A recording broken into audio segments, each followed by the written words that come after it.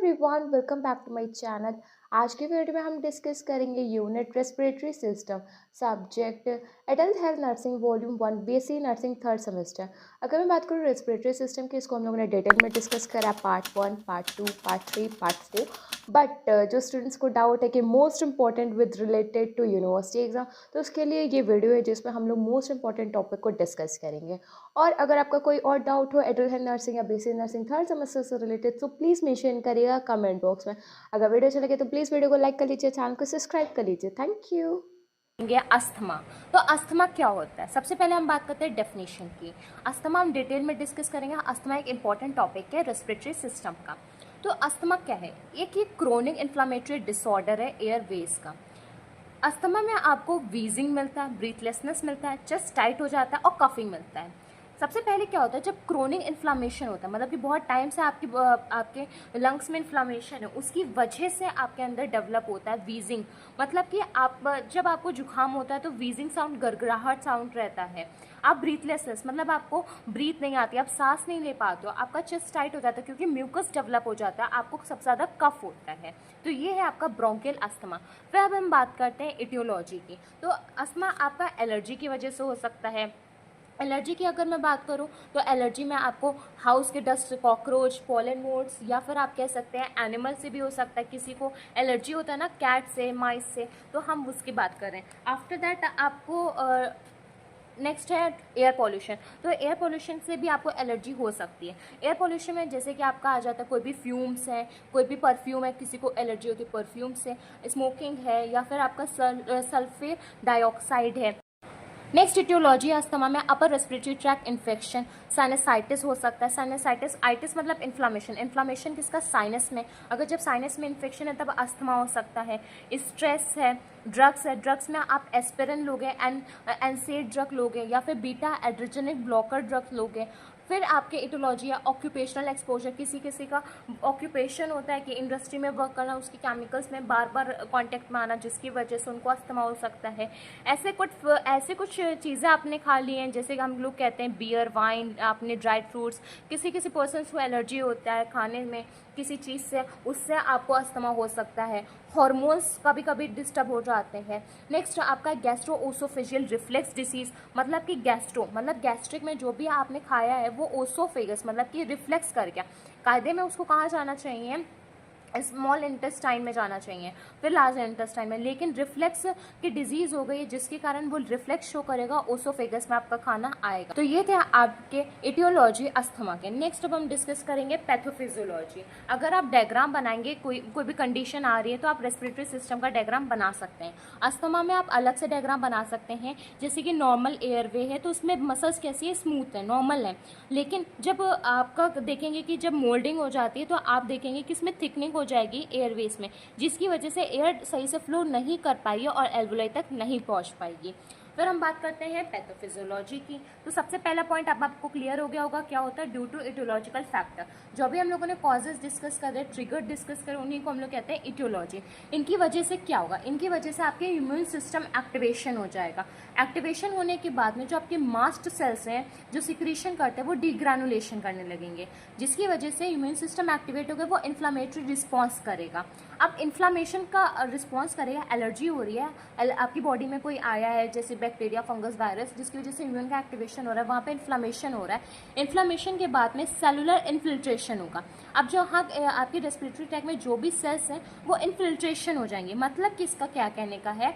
Cellular में अब आपकी सेलुलर इन्फिल्ट्रेशन में इन्फ्लामेशन, अब मैं आपको एक फिगर करती हूँ वरना आपको नहीं समझ में आएगा। फॉर एग्जांपल ये आपकी रेस्पिरेटरी ट्रैक है, अब यहाँ पे इन्फ्लामेशन हुआ। इन्फ्लामेशन का मतलब आप समझ रहे हो ना? अब इसमें स्वेलिंग होगी, स्वेलिंग की वजह से सेलुलर इन्फिल्ट्रेशन होगा। अब पहले सेल का साइज ये था आपका, अब सेलुलर इस तरीके से हो गया तो सेल में फिल्ट्रेशन का कोई चांसेस ही नहीं बचा है।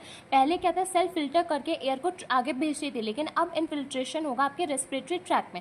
आफ्टर दैट इन्हीं कंडीशन में एडेमा होगा, मतलब कि स्वेलिंग फॉर्मेशन बहुत ही ज़्यादा होगी। अभी पहले थोड़ा सा इन्फ्लामेशन था, फिर ज़्यादा इन्फ्लेमेशन, फिर ज़्यादा होगा। एक कंडीशन ऐसी आएगी कि एडिमा इतना ज़्यादा इन्फ्लेमेशन होगा कि आपकी एक भी एयर आपके इधर से इधर ट्रांसफ़र नहीं हो पाएगी। फिर आपका रिकरेंट इन्फिल्ट्रेशन होगा, मतलब कि बार बार आपका इन्फिल्ट्रेशन होने की वजह से, उसी को हम लोग कहते हैं रिकरेंट इन्फिल्ट्रेशन, जिसकी वजह से आपकी क्या हो जाएगी, एयरवे में मॉडलिंग हो जाएगी, मॉड्यूल्स जमा हो जाएगा। अब आपने फिगर देखा एयरवे में मॉड्यूल इस तरीके से दिखाया ना, थिकनिंग करके, तो आप ये फिगर बनाएंगे जिससे आप दिखा सकते हैं कि अस्थमा में एयरवे का मॉडलिंग हो रहा है। मॉडलिंग की वजह से एयर का ऑब्स्ट्रक्शन होगा। क्या अब आपकी एयर यहाँ से यहाँ आएगी? नहीं आ पाएगी, बिल्कुल भी नहीं आ पाएगी। अगर बहुत कम चांसेस है थोड़ी सी आपको एयर मिल भी जाए तो यहाँ से यहाँ पास होना बहुत मुश्किल है। फिर कहीं आगे जाके आपको एल्वोलाई मिलेंगी, तो बहुत मुश्किल होता है कि एयर आगे फ्लो करे, इसीलिए आपकी एयर ऑब्स्ट्रक्शन हो जाता है। फिर इस कंडीशन में आप कहते हैं कि आपको अस्थमा डेवलप हो जाता है। तो पैथोफिजियोलॉजी मेरे अकॉर्डिंग अब आपको समझ में आ गई होगी। नेक्स्ट हम डिस्कस करते हैं क्लिनिकल मैनिफेस्टेशन। क्लिनिकल मैनिफेस्टेशन या फिर आप कह सकते हैं साइन एंड सिम्टम्स। अस्थमा में आपके 3 टाइप्स में डिवाइड करके दिए, जैसे कि अगर आपको माइल्ड अस्थमा है तो उसके कुछ अलग सिम्टम्स हैं, अगर आपको मॉडरेट अस्थमा है तो उसका अलग सिम्टम्स है, अगर आपको सीवियर अस्थमा है तो कुछ इसके अलग सिम्टम्स हैं। तो सबसे पहले हम बात करते हैं माइल्ड अस्थमा की। तो माइल्ड अस्थमा में आपको वीजिंग मिलेगा, क्यों? क्योंकि आपको एडेमा होगा जिसकी वजह से गड़गड़ाहट वाली आवाज़ आपको सुनाई देगी। आपको कफिंग होगा, कफिंग इसलिए होगा क्योंकि लंग में एब्सेस हो गया, म्यूकस हो गया, वो सब इरिटेशन करेगा, फिर आपको कफिंग होगा। फिर आपका हिस्टामिन इंड्यूस प्रोडक्शन होगा। हिस्टामिन प्रोडक्शन इसलिए हो रहा है क्योंकि आपके मसल्स एक्टिवेट हो रहे हैं। आपको डिसिप्निया होगा, मतलब कि डिफिकल्टी होगी ब्रीथिंग में। फिर हम बात करते हैं मॉडरेट अस्थमा में क्या होगा। मॉडरेट अस्थमा में रेस्पिरेटरी डिस्ट्रेस होगा। अब आपके रेस्पिरेटरी सिस्टम में कोई भी इश्यू है तो आपका क्या वो रेस्पिरेटरी सिस्टम नॉर्मल रहेगा? क्या वो रेस्ट कंडीशन में रहेगा? नहीं। नेक्स्ट है हाइपरनिया, मतलब कि आपकी एबनॉर्मल इंक्रीज हो जाएगी रेस्पिरेटरी डेप्थ में और रेट में। नेक्स्ट हम बात करते हैं बेरल चेस्ट हो जाएगा। अब ये बेरल चेस्ट क्या होता है? अब सबसे पहले मैं बता दूं बेरल चेस्ट होता है क्या, जिसमें एयर ट्रैप हो जाती है और रिटेंशन हो जाता है बैरल चेस्ट का। फॉर एग्जांपल नॉर्मल चेस्ट क्या होता है, आपका स्टार्टिंग में थोड़ा सा आपका इंक्रीज करता है, फिर आपका अंदर मतलब कि इनसाइडेड हो जाता है। लेकिन बैरल चेस्ट में आप देखोगे चाहे ऊपर का हो फिर चाहे नीचे का पोर्शन हो, आपका एकदम स्वेल के साथ मिलेगा, जिसमें आप कह सकते हैं एयर का रिटेंशन मिलेगा। आगे फिगर है, मैं आपको एक बार फिगर दिखा दूंगी जिससे आपको एकदम क्लियर हो जाएगा। फिर आपका है सीवियर अस्थमा। सीवियर अस्थमा में आपको क्या मिलेंगे क्लिनिकल मैनिफेस्टेशन? तो सबसे पहले अगर मैं बात करूँ इसमें जो रेस्पिरेटरी डिस्ट्रेस होगा, क्यों? क्योंकि इसमें फेलियर हो जाएगा आपके मैकेनिज्म में। फिर आपको व्हीजिंग साउंड इंक्रीज हो जाएगा, आपका ब्रीथ साउंड एब्सेंट हो जाएगा, अब आपको कोई साउंड नहीं सुनाई देगा क्योंकि इसमें सीवियर कॉन्स्ट्रिक्शन या फिर एडेमा होगा। चेस्ट वॉल आपकी कॉन्ट्रैक्ट हो जाएंगी। तो ये था आपके क्लिनिकल मैनिफेस्टेशन। फिर आपका आता है डायग्नोस्टिक इवैल्यूएशन। तो डायग्नोस्टिक इवैल्यूएशन में सबसे पहले आपका आता है हिस्ट्री कलेक्शन, फिजिकल एग्जामिनेशन, उसके बाद में आप लिखेंगे pulmonary function test. Pulmonary function test में आप स्पायरोमीटर का टेस्ट लिखेंगे। फिर सीरम IgE लेवल चेक करेंगे, क्यों? एलर्जी हो रही है तो एलर्जी में हीमोग्लोबिन E का लेवल इंक्रीज हो जाता है। फिर आप स्पूटम एनालिसिस करेंगे। स्पूटम एनालिसिस में आपको कर्ट्ज-सचमैन स्पाइरल्स मिलेंगे, ये आपको इंडिकेट करते हैं कि अस्थमा प्रेजेंट है पर्सन में। फिर आप कराएंगे और डायग्नोस्टिक इवैल्यूएशन में CBC टेस्ट, मतलब कि कंप्लीट ब्लड काउंट टेस्ट। फिर आप कराएंगे एक्सरे, चेस्ट एक्सरे। फिर आप कराएंगे APG एनालिसिस। APG एनालिसिस में आपको नॉर्मल वैल्यूज़ पता होनी चाहिए, जैसे कि pH की होती है 7.35 टू 7.45। फिर partial pressure of carbon dioxide होती है 35 टू 45 mmHg। फिर पार्शियल आपकी ऑक्सीजन की होती है 75 टू 100 mmHg। फिर बाइकार्बोनेट होती है आपकी 22 to 26 milliequivalent per litre. Oxygen saturation आपका होता है ग्रेटर देन 95%। तो ये नॉर्मल APG वैल्यू मैंने आपको बताई है। फिर आप स्किन को टेस्ट करोगे क्योंकि एलर्जी है। फिर आप ECG कराओगे क्योंकि पल्मोनरी से आपका कार्डियो सिस्टम भी फंक्शनिंग में थोड़ा एबनॉर्मल आता है। अब ये आपको समझ में आया होगा कि किस तरीके से लिखते हैं। आफ्टर दैट आप लास्ट में क्या मेंशन करोगे? मैनेजमेंट। तो मैनेजमेंट में एलर्जी हुई है ना, तो आप सबसे पहले तो डिसैनिटाइजेशन कराएंगे, प्रिवेंशन कराएंगे कि इन्वायरमेंट ट्रिगर कोई ना हो, मेडिकेशन देंगे जो मैनेज करता है अस्थमा को डेली बेसिस पे।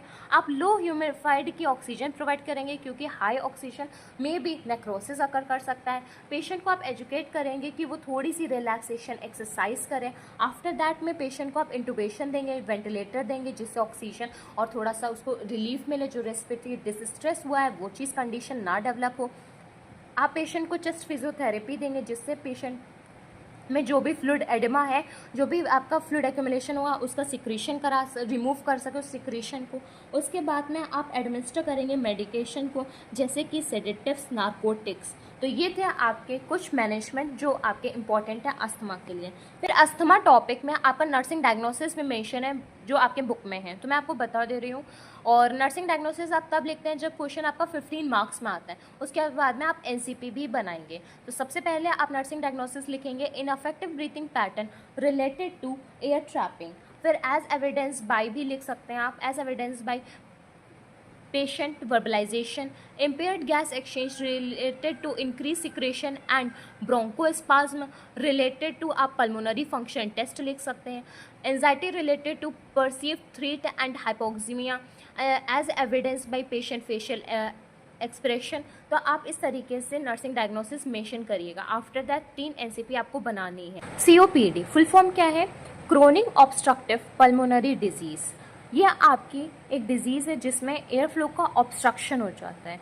क्यों? क्योंकि एयर फ्लो इसमें लिमिटेड हो जाती है। आपके लंग्स में एक इन्फ्लामेटरी रिस्पॉन्स होता है जिसकी वजह से, इन्फ्लामेशन की वजह से एयर फ्लो लिमिटेड हो जाती है, एयर फ्लो नहीं हो पाती है। तो अब हमने एकदम सिंपल आपको बता दें कि क्रोनिक ऑब्स्ट्रक्टिव पल्मोनरी डिजीज़ में क्या होता है। इसके नाम से आपको पता चला है कि ये क्रोनिक डिजीज़ है, मतलब कि बहुत कम चांसेस है कि रिवर्सिबल हो, बहुत ही कम चांसेस है कि ये ठीक हो सके। फिर ये ऑब्स्ट्रक्शन हो जाता है कहाँ पे? पल्मोनरी, मतलब कि लंग्स में। एयर डिजीज़ है, नाम से एकदम सिंपल, मैंने आपको बता दिया। डेफिनेशन क्या है? COPD is a disease characterised by air flow obstruction that is not fully reversible. Airflow limitation is usually progressive and associated with an abnormal inflammatory response of the lungs to noxious particle and gases. It consists of 2 condition. तो इसमें 2 condition कौन सी आती हैं? Chronic bronchitis की और emphysema की। तो सबसे पहले अगर मैं बात करूँ तो सीओपीडी मैंने आपको एकदम सिंपल में बता दिया।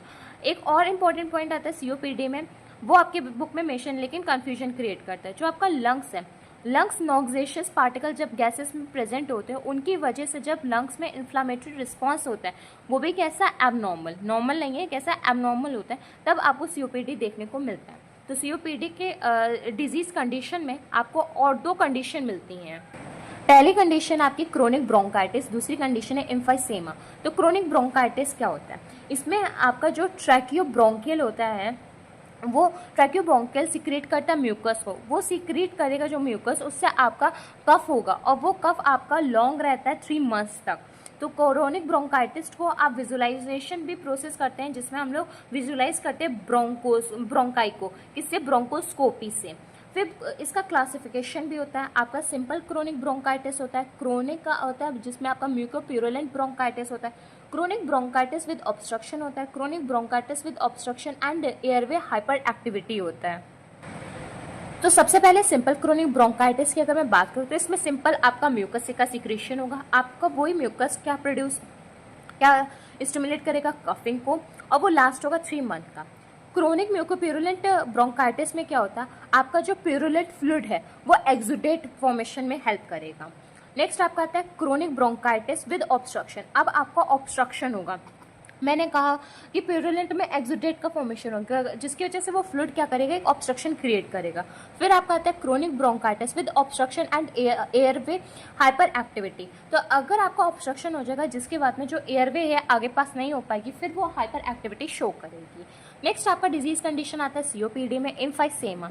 इसमें क्या होता है? जो स्पेसेस होती हैं वहाँ पे परमानेंट और एबनॉर्मल डिस्टेंशन होता है एयर का। सिंपल सी बात है, जो आपके ब्रोंक्यूल्स होती हैं, ब्रोंक्यूल्स के बाद में जो स्पेस रह जाते हैं एल्वुलर सेप्टा में, जिसकी वजह से आप कहेंगे कि वो डिस्टल स्पेसेस में आपकी स्पेस का फिल हो जाएगा एयर से। अब वो एयर आपका कैसे फिल होगी? परमानेंट, मतलब कि एक बार फिल होगी तो आप उसको रिमूव नहीं कर सकते हो, और आपकी एबनॉर्मल फिल होगी। फॉर एग्जाम्पल जैसे आपकी ये ब्रोंकाई है, तो सबसे पहले आपको पता है कि आपकी प्राइमरी ब्रोंकाई होती है, फिर आपकी प्राइमरी ब्रोंकाई होती है, फिर आपकी सेकेंडरी ब्रोंकाई होती है, सेकेंडरी के बाद में आपकी टर्शरी ब्रोंकाई आती है। टर्शरी ब्रोंकाई में आपके 3 होंगे। तो ये ब्रोंकाई का आप देख रहे हो डायग्राम, एकदम सिंपल मैंने बनाया है। उसके बाद में जो एल्वुलोई होगी आपकी इधर साइड में, जिसमें आपका टर्शरी ब्रोंकाई होता है।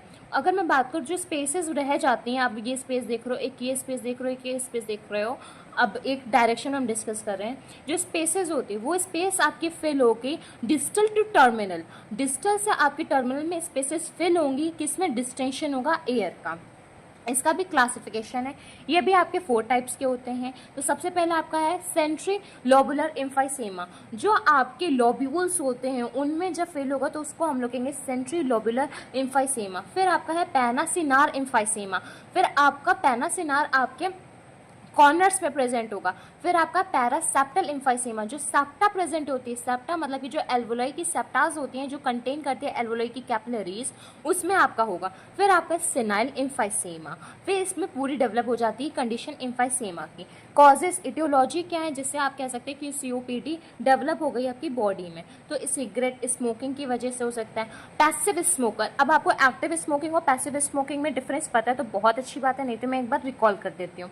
एक्टिव स्मोकिंग में क्या होता है, वो इंसान उस टाइम पे सिगरेट कर रहा होता है, उसका जो स्मोक है उसको डायरेक्ट हार्म करेगा, वो होता है एक्टिव स्मोकर। पैसिव स्मोकर में क्या होता है, वो सिगरेट ना लेता है और बट उसके आसपास रहता है जिसकी वजह से जो स्मोक है उसको हार्म करता है। नेक्स्ट है कार्बन मोनोऑक्साइड गैस, जिसकी वजह से सीओपीडी डेवलप हो सकती है। Occupational environmental dust, air pollution, upper respiratory tract infection, genetic factors, ageing, तो इन कॉजेज की वजह से सीओपीडी डेवलप हो सकती है। नेक्स्ट हम डिस्कस करते हैं पैथोफिजियोलॉजी। पैथोफिजियोलॉजी की अगर मैं बात करूं तो सबसे पहले आपके लंग्स में इन्फ्लामेशन होगा। इन्फ्लामेशन की वजह से एयरवे में मॉडलिंग होगी और जो आपके पैरेन्काइमल सेल्स है उसका डिस्ट्रक्शन होगा। डिस्ट्रक्शन की वजह से जो इलास्टिसिटी होती है एल्वोलाई की वो क्या हो जाएगी, डिक्रीज हो जाएगी। फिर एयर फ्लो लिमिटेशन हो जाएगा, जब ऑब्स्ट्रक्शन हो जाएगा एयर फ्लो आगे नहीं फ्लो हो पाएंगे तो एयर फ्लो का लिमिटेड हो जाएगा जिसकी वजह से सीओपीडी डेवलप हो जाएगा। तो बस आपकी पैथोफिजियोलॉजी में सिर्फ 4 स्टेप्स थे। एक आपने फैक्टर देखा था ड्यू टू जेनेटिक फैक्टर, तो जेनेटिक फैक्टर कैसा अफेक्ट करता है, जेनेटिक फैक्टर में जो आपका अल्फा एंटीट्रिप्सिन होता है वो इंक्रीज कर देता है आपके प्रोटीनेजेस को, जिसके कंपैरिजन में एंटी प्रोटीनेजेस भी इंक्रीज हो जाते हैं। फिर फ्री रेडिकल्स आपके पैरेन्काइमल का डिस्ट्रक्शन करते हैं जिससे एम्फाइसेमा डेवलप होता है।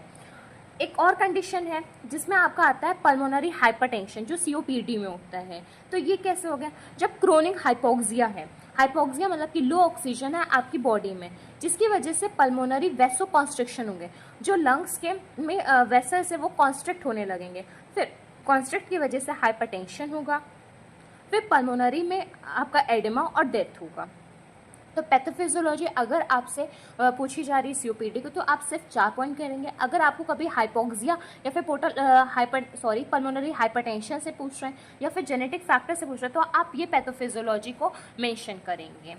नेक्स्ट हम बात करते हैं क्लिनिकल मैनिफेस्टेशन, मतलब क्या सिम्टम्स आप देखेंगे पर्सन में जिनको सीओपीडी है। तो सबसे पहले तो डिसिप्निया होगा, मतलब कि डिफिकल्टी होगी ब्रीदिंग में, वीज होगा मतलब वीजिंग साउंड मिलेगा आपको, गड़गड़ाहट सी होगी, चेस्ट टाइट हो जाएगा क्योंकि म्यूकस का सिक्रेशन होगा, कफिंग होगी क्योंकि ट्रैकियोब्रोंकियल से आपका म्यूकस सिक्रेट हुआ है, फिर आपका स्पूटम का प्रोडक्शन भी इंक्रीज हो जाएगा, पायरेक्सिया मतलब फीवर होगा, मलेज, फटीग, आप थकाहट, आपको थकान होगी, कन्फ्यूजन होगा सीओपीडी में, आप एक्सरसाइज टॉलरेंस भी डिक्रीज हो जाएगी, लेथार्जी कंडीशन मिलेगी, आपको कोमा मिलेगा और बैरल चेस्ट, हाइपरकैपेनिया, वर्सनिंग हाइपोक्सीमिया मतलब कि वर्स कंडीशन हो जाएगी। जब ऑक्सीजन नहीं है तो ऑक्सीजन आपकी बॉडी और ब्लड में भी नहीं होगा, तो हाइपोक्सीमिया मतलब कि ऑक्सीजन की डेफिशिएंसी ब्लड में, और वो भी वर्सनिंग कंडीशन में आपको मिलती है। क्लिनिकल मैनिफेस्टेशन में आपने ये सारे पॉइंट्स है, कुछ आपको अस्थमा से को रिलेट करोगे, लेकिन सीओपीडी में आपने बहुत सारे ऐसे पॉइंट्स देखोगे जो इसके ही स्पेशल हैं, जैसे कि कन्फ्यूजन, कोमा ये, और आप देखोगे पायरेक्सिया, स्पूटम प्रोडक्शन जिसमें इंक्रीज हो रहा है कफ, तो ये आपके इंपॉर्टेंट है। अब एक चीज़ होती है नॉर्मल चेस्ट और बैरल चेस्ट में क्या डिफरेंस होता है। तो नॉर्मल चेस्ट में आप शेप देख रहे हो कि पहले एक्सटेंड करता है, फिर इन्वेंट करता है, फिर एक्सटेंड करता है, लेकिन बैरल चेस्ट में आपका चारों साइड से एकदम एक्सटेंड करता है, कि उसमें फ्लूइड बिल्डअप हो जाता है। फिर हम बात करते हैं इसके डायग्नोस्टिक एवेल्युएशन की। तो सबसे पहले आप क्या कराएंगे, हिस्ट्री कलेक्शन कराएंगे, फिजिकल एग्जामिनेशन कराएंगे जिसमें आप चेस्ट का शेप और साउंड को सुनेंगे, फिर एबीजी एनालिसिस कराएंगे। एबीजी एनालिसिस में आपको नॉर्मल वैल्यू पता होनी चाहिए, पीएच की, बाइकार्बोनेट की, ऑक्सीजन सेचुरेशन की, पार्शियल प्रेशर ऑक्सीजन की, पार्शियल प्रेशर कार्बन डाइऑक्साइड की। हमने पार्ट 1 वीडियो में एबीजी एनालिसिस को डिस्कस भी करा है। नेक्स्ट डायग्नोस्टिक इवोल्यूशन में chest X-ray, sputum culture test. अब इसमें इंपॉर्टेंट क्या है, सीरम एंटीट्रिप्सिन लेवल, क्योंकि जब सीओपीडी की कंडीशन होती है तो एंटीट्रिप्सिन लेवल डिक्रीज हो जाता है, डेफिशिएंट हो जाता है। फिर आप पल्मोनरी फंक्शन टेस्ट कराओगे, ईसीजी कराओगे और भी एक्सरसाइज टेस्ट कराओगे ऑक्सीमेट्री के साथ। फिर मैनेजमेंट क्या करोगे, सबसे पहले तो आप एक्सरसाइज टॉलरेंस को इम्प्रूव करोगे, उसके हेल्थ स्टेटस को इम्प्रूव करोगे, प्रिवेंट करोगे कि कोई भी कॉम्प्लिकेशन ना हो, और आप साथ ही साथ उसकी मोर्टेलिटी को भी रिड्यूस करोगे। ये मैनेजमेंट से वो सिर्फ आपके एक गोल बेसिस पे है, ये एक करेक्ट मैनेजमेंट नहीं है। करेक्ट मैनेजमेंट आप क्या है, आपका ये सारे आपके करेक्ट मैनेजमेंट है। सबसे पहले स्मोकिंग सीजीज करोगे, स्मोकिंग को पेशेंट में रोक दोगे कि अब उसको नहीं करना है स्मोकिंग। फिर आप इनहेल मेडिकेशन करोगे जिससे उसकी ब्रीदिंग ट्यूब्स हैं वो जितना भी इन्फ्लामेशन है वो डिक्रीज हो जाए। फिर आप ऑक्सीजन को एडमिनिस्टर करोगे क्योंकि पेशेंट में हाइपोक्सीमिया हो गया है, वो भी वर्स कंडीशन में। फिर आप इफेक्टिव कफिंग करोगे जिससे आप सिक्रीशन को पर्सन से रिमूव करा सको, जैसे कि हफ कफ एक्सरसाइज में क्या होता है, एक ये टेक्निक है जिससे हम लोग म्यूकस को रिमूव करते हैं लंग से। इसमें हम लोग एक्सरसाइज कराते हैं जिसमें हम लोग ब्रीथ को इन और होल्ड कराते हैं। फॉर एग्जांपल आपने बहुत अच्छे से इनहेल करा, बहुत टाइटली इनहेल करा, उसको आप होल्ड करोगे, उसके बाद में एक्सहेल करोगे, वो भी एक्टिवली। जब आप एक्सहेल करोगे तो आपका म्यूकस भी बाहर आएगा। फिर आता है आपका पोस्टूरल ड्रेनेज। पोस्टूरल ड्रेनेज में आपका जो भी सिक्रीशन है उसको हम लोग मोबिलाइज कराते हैं, फिर रिमूव कराते हैं। फिर चेस्ट फिजियोथेरेपी में क्या होता है, हम लोग सिक्रीशन को मोबिलाइज करा के रिमूव कराते हैं। फिर ओरल सक्शनिंग करते हैं जिससे सिक्रेशन को हम लोग डायरेक्ट रिमूव करते हैं। फिर हाइड्रेशन थेरेपी यूज़ करते हैं क्योंकि पेशेंट में डिहाइड्रेशन कंडीशन डेवलप हो गई थी। फिर हम लोग लो ऑक्सीजन कंसंट्रेशन को यूज़ करेंगे क्योंकि हाई फ्लो का नेक्रोसिस अकर करेगा। एंटीबायोटिक्स लेंगे जिसमें रेस्पिरेटरी ट्रैक का इन्फेक्शन है तो वो भी प्रॉब्लम आपकी ट्रीटेड हो जाए। नेक्स्ट हम बात करते हैं और मैनेजमेंट की, तो आपको वैक्सीनेशन की ज़रूरत होगी। फिर आप ह्यूमिडिफायर का यूज़ करोगे जिससे सिक्रीशन आपका थिनिंग हो जाता है। नेबुलाइजेशन करोगे। फिर आप कुछ एक्सरसाइज करोगे जिससे आपका टॉलरेंस सही हो जाएगा, आपका इम्प्रूव होगा एक्सरसाइज का। फिर आप एक्सरसाइज के बाद में पल्मोनरी रिहैबिलिटेशन करोगे। रिहैबिलिटेशन यूनिट्स होती हैं, आपको हर जगह पे मिल जाएगी। वो यूनिट आपको वो कंडीशन डेवलप करके फिर से दे देती हैं जिस कंडीशन में आप पहले थे, स्थायी कंडीशन में। नेक्स्ट नर्सिंग मैनेजमेंट क्या करेंगे, तो आप पेशेंट के असेस करते रहेंगे वाइटल साइंस को, मॉनिटर करेंगे पेशेंट में सैचुरेशन और एबीजी वैल्यूज़ को, आप एडमिनिस्टर करेंगे मेडिकेशन को जो प्रिस्क्राइब करेंगे फिजिशियन ऑर्डर पे, आप एडमिनिस्टर करेंगे ऑक्सीजन को, साथ ही साथ इंकरेज करेंगे पेशेंट को, परफॉर्म करेंगे पोस्टूरल ड्रेनेज को, परफॉर्म करेंगे ओरल सक्शनिंग जब ज़रूरत होगी तब। नेक्स्ट आपके कुछ पॉइंट्स मेंशन है नर्सिंग डायग्नोसिस के, तो नर्सिंग डायग्नोसिस में क्या, ineffective airway clearance related to airway obstruction and ineffective coughing. Next आपका है impaired gas exchange related to alveolar hypoventilation, air trapping and bronchospasm. Next है imbalance nutrition, less than body requirement related to poor appetite, increased sputum production. Next nursing diagnosis है anxiety related to hypoxaemia. Next है activity intolerance related to mismatch between oxygen supply and demand. तो ये nursing diagnosis आपके book में mention है। अब आपको nursing diagnosis की भी इतनी टेंशन नहीं है, हर एक डिजीज कंडीशन के बाद आपको नर्सिंग डायग्नोसिस भी मिल जाएगी। नेक्स्ट डिजीज कंडीशन हम डिस्कस करेंगे निमोनिया। निमोनिया क्या है, निमोनिया में इन्फ्लामेशन हो जाता है किसी भी सब्सटेंस का लंग्स में, ये ऑब्वियसली आपके बैक्टीरिया की वजह से होता है। निमोनिया आपके दो टाइप्स में डिवीजन करेंगे, एक होता है आपका एनाटॉमिकल, एक आपका होता है इटियोलॉजिकल। तो सबसे पहले हम बात करते हैं इटियोलॉजी क्या है, रिस्क फैक्टर्स क्या है निमोनिया के। तो रिस्क फैक्टर्स क्या है, ageing, air pollution, prolonged bed ridden, Altered level of consciousness, जैसे कि कोई हेड इंजरी हो गई तब कॉन्शियसनेस से आपका डिस्टर्ब करता है। और रिस्क फैक्टर आपके क्या हैं, chronic disease such as diabetes mellitus, renal failure, cancer, HIV, immunosuppressive patient जिनको इम्यूनोसप्रेस है उनको ये डेवलप हो सकता है। ऐसे पेशेंट्स जिनमें इम्यूनोसप्रेसिव थेरेपीज चले, कभी कभी कैंसर पेशेंट को कीमोथेरेपी, रेडिएशन थेरेपी होती है जिसकी वजह से निमोनिया हो सकता है। माल न्यूट्रिशन, नेसोगैस्ट्रिक ट्यूब फीडिंग, स्मोकिंग और एंडोट्रैकियल इंटुबेशन, तो ये क्या है, रिस्क फैक्टर्स हैं।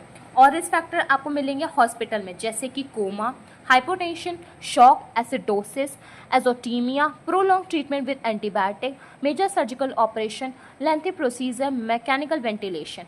तो आपके ये रिस्क फैक्टर्स मिलेंगे हॉस्पिटल में।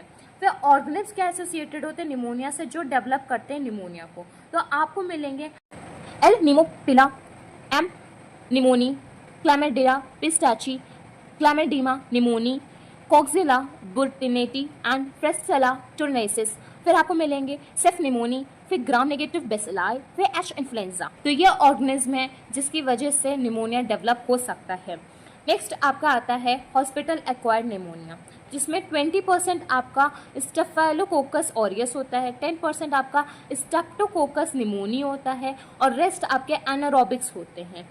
और आपकी स्पीशीज़ होती है लेजियोनेला, ये भी स्पीशीज़ आपके हॉस्पिटल में होती है जिससे आपको निमोनिया डेवलप हो सकता है। निमोनिया आपके 2 टाइप्स में क्लासिफिकेशन में डिवाइड होगा, पहला आपका एनाटॉमिकल, दूसरा आपका इटियोलॉजिकल। एनाटॉमिकल पे आपके 2 होते हैं, एक है आपका लोबर, एक है आपका ब्रोंको निमोनिया। लोबर निमोनिया में आपके लंग्स में कोई भी एक लोब अफेक्ट हो जाएगा, निमोनिया मतलब कि इन्फ्लामेशन हो जाएगा। ब्रोंको निमोनिया जो लंग्स में आपका ब्रोंकाइस प्रेजेंट होते हैं उनमें इन्फ्लामेशन होगा।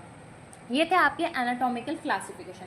फिर हम डिस्कस करते हैं इटियोलॉजिकल क्लासिफिकेशन। तो इटियोलॉजिकल में आपके 4 टाइप्स के होते हैं। तो सबसे पहला है आपका कम्युनिटी एसोसिएटेड निमोनिया, फिर आपका है हॉस्पिटल एक्वायर्ड निमोनिया, फिर आपका है एस्पिरेशन निमोनिया, फिर आपका है pneumonia in the immunosuppressive patient. तो सबसे पहले अगर मैं बात करूँ तो ये निमोनिया आपका कम्युनिटी एक्वायर्ड निमोनिया आपको आउटसाइड द हॉस्पिटल होगा, विद इन 48 आवर्स पे आपको मिल जाएंगे सिम्टम्स। हॉस्पिटल एक्वायर्ड निमोनिया, ये उसी को हम लोग नोजोकोमियल इन्फेक्शन कहते हैं। जब पर्सन एडमिट होता है हॉस्पिटल में other than the reason of the disease infection, तब हम लोग कहते हैं कि वो हॉस्पिटल एक्वायर्ड इन्फेक्शन होता है। उसमें सिम्टम्स आपको 48 आवर्स के बाद मिलेंगे।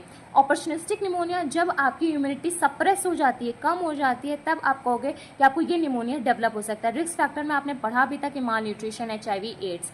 नेक्स्ट एस्पिरेशन निमोनिया, जब आप एस्पिरेट कर रहे होगे कंटेंट को पेशेंट में, तब ये डेवलप हो जाता है। आप एस्पिरेट किससे करोगे, जैसे कि NG ट्यूब फीडिंग कर रहा है पेशेंट में, तब एस्पिरेट करोगे। कोमा पेशेंट में, तब ये डेवलप हो जाएगा। अब इसकी पैथोफिजियोलॉजी को डिस्कस करते हैं। ड्यू टू इटियोलॉजिकल फैक्टर, आप ड्यू टू इटियोलॉजिकल फैक्टर लिखिए या फिर ये सारे आप ऑर्गेनिज्म का नेम लिखिए।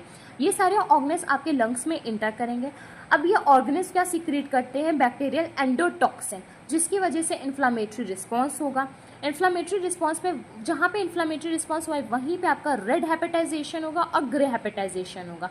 रेड हेपेटाइजेशन आपका पैरेन्काइमल सेल्स में एक मैसिव डायलेशन करते हैं। मैसिव डायलेशन की वजह से ही आपका ग्रे हेपेटाइजेशन होगा, जिसमें डिपोजिशन होगा फाइब्रिन का और प्लूरल स्पेसेस में। फिर आप कह सकते हैं क्लिनिकल मैनिफेस्टेशन या फिर रिजोल्यूशन होगा आपके इन्फेक्शन का। नेक्स्ट हम बात करते हैं क्लिनिकल मैनिफेस्टेशन की। तो आपको फीवर होगा, प्लूरेटिक पेन होगा, मतलब कि चेस्ट पेन होगा, इन्फेक्शन इन्फ्लामेशन की वजह से चिल्स मिलेंगे, आपकी रेस्पिरेटरी रेट हाई हो जाएगी, हाइपोक्सिया कंडीशन हो जाएगी, लेथार्जी मिलेगा, प्रोडक्टिव कफ होगा, शॉर्टनेस होगी ब्रीथ की, हाइपोक्सिया होगा, क्रैकल साउंड मिलेंगे, ब्रीथ साउंड आपकी डिक्रीज हो जाएगी, डलनेस होगा। तो ये थे आपके क्लिनिकल मैनिफेस्टेशन। फिर अगर मैं बात करूँ डायग्नोस्टिक इवैल्यूएशन की, तो सबसे पहले आप करेंगे history collection, physical examination, CBC test करेंगे, ब्लड कल्चर करेंगे, ABG एनालिसिस करेंगे, चेस्ट एक्सरे करेंगे और इसमें मेन आप फंगल और कह सकते हैं इसी को आप एसिड फास्ट बेसिलाई कल्चर करेंगे, जिससे आपको मेन इटियोलॉजी पता चलेगी कि कौन से आपके बेसिलाई की वजह से डेवलप हुआ है निमोनिया। नेक्स्ट डायग्नोस्टिक इवैल्यूएशन में आप करेंगे स्पूटम कल्चर्स, जिसमें आप इन्फेक्टिव ऑर्गेनिज्म को देखेंगे। नेक्स्ट आप ब्रोंकोस्कोपी करेंगे। फिर आपके आते हैं मैनेजमेंट में आप एंटीबायोटिक का यूज़ करेंगे क्योंकि बैक्टीरियल इन्फेक्शन है। अगर नॉन सीवियर कंडीशन है तो उसमें आपको डोजेस भी पता होने चाहिए, जैसे कि एमोक्सिसिलिन देंगे आप 500 mg 8 आवर्स डेली पे। फिर आप देंगे मोक्सीफ्लॉक्सेसिन, जिसमें 400 mg रहेगी आपकी वंस अ डेली। फिर आपकी रहेगी इरिथ्रोमाइसिन, जो आपकी रहती है 500 mg 6 आवर्स पे। ये आप प्रिस्क्रिप्शन के अकॉर्डिंग देंगे। नेक्स्ट आपका आता है नर्सिंग इंटरवेंशन। नर्सिंग इंटरवेंशन क्या है, आप क्या क्या मैनेजमेंट, नर्सिंग इंटरवेंशन या फिर नर्सिंग मैनेजमेंट आप क्या करेंगे। तो सबसे पहले तो आप टीच करेंगे पर्सन को कि उसको डीप ब्रीदिंग और इम्प्रूव क्लियरेंस उसका एयरवे को कैसे करना है। आप एडिक्वेट हाइड्रेशन प्रोवाइड करेंगे, इम्प्लीमेंट करेंगे चेस्ट फिजियोथेरेपी, पोस्टूरल ड्रेनेज, आप एडमिनिस्टर करेंगे ऑक्सीजन को, आप सक्शन करेंगे पेशेंट के एयरवे को, एडवाइस करेंगे पेशेंट को कि वो लिमिटेड एक्टिविटी करे, प्रोवाइड करोगे पेन मेडिकेशन क्योंकि पर्सन को चेस्ट पेन हो रहा है। फिर आप एडिक्वेट अमाउंट में पर्सन को प्रोवाइड करोगे न्यूट्रिशन क्योंकि माल न्यूट्रिशन ना डेवलप हो। फिर आपका आता है नर्सिंग डायग्नोसिस। नर्सिंग डायग्नोसिस से पहले आप कॉम्प्लिकेशन भी मेंशन कर सकते हैं। तो नर्सिंग डायग्नोसिस क्या है, ineffective airway clearance related to increase tracheobronchial secretion. Next है hyperthermia related to inflammation of lung. Next है acute pain related to infection. Next है nutritional imbalance less than body requirement related to increased mucus production and less intake of food. तो ये थे आपके nursing diagnosis. 4 mention है आपके nursing diagnosis book में। आपको ये चारों लिखने के बाद में 3 एनसीपी बनानी है अगर ये क्वेश्चन आपका लॉन्ग में आता है। ट्यूबरक्लोसिस क्या है?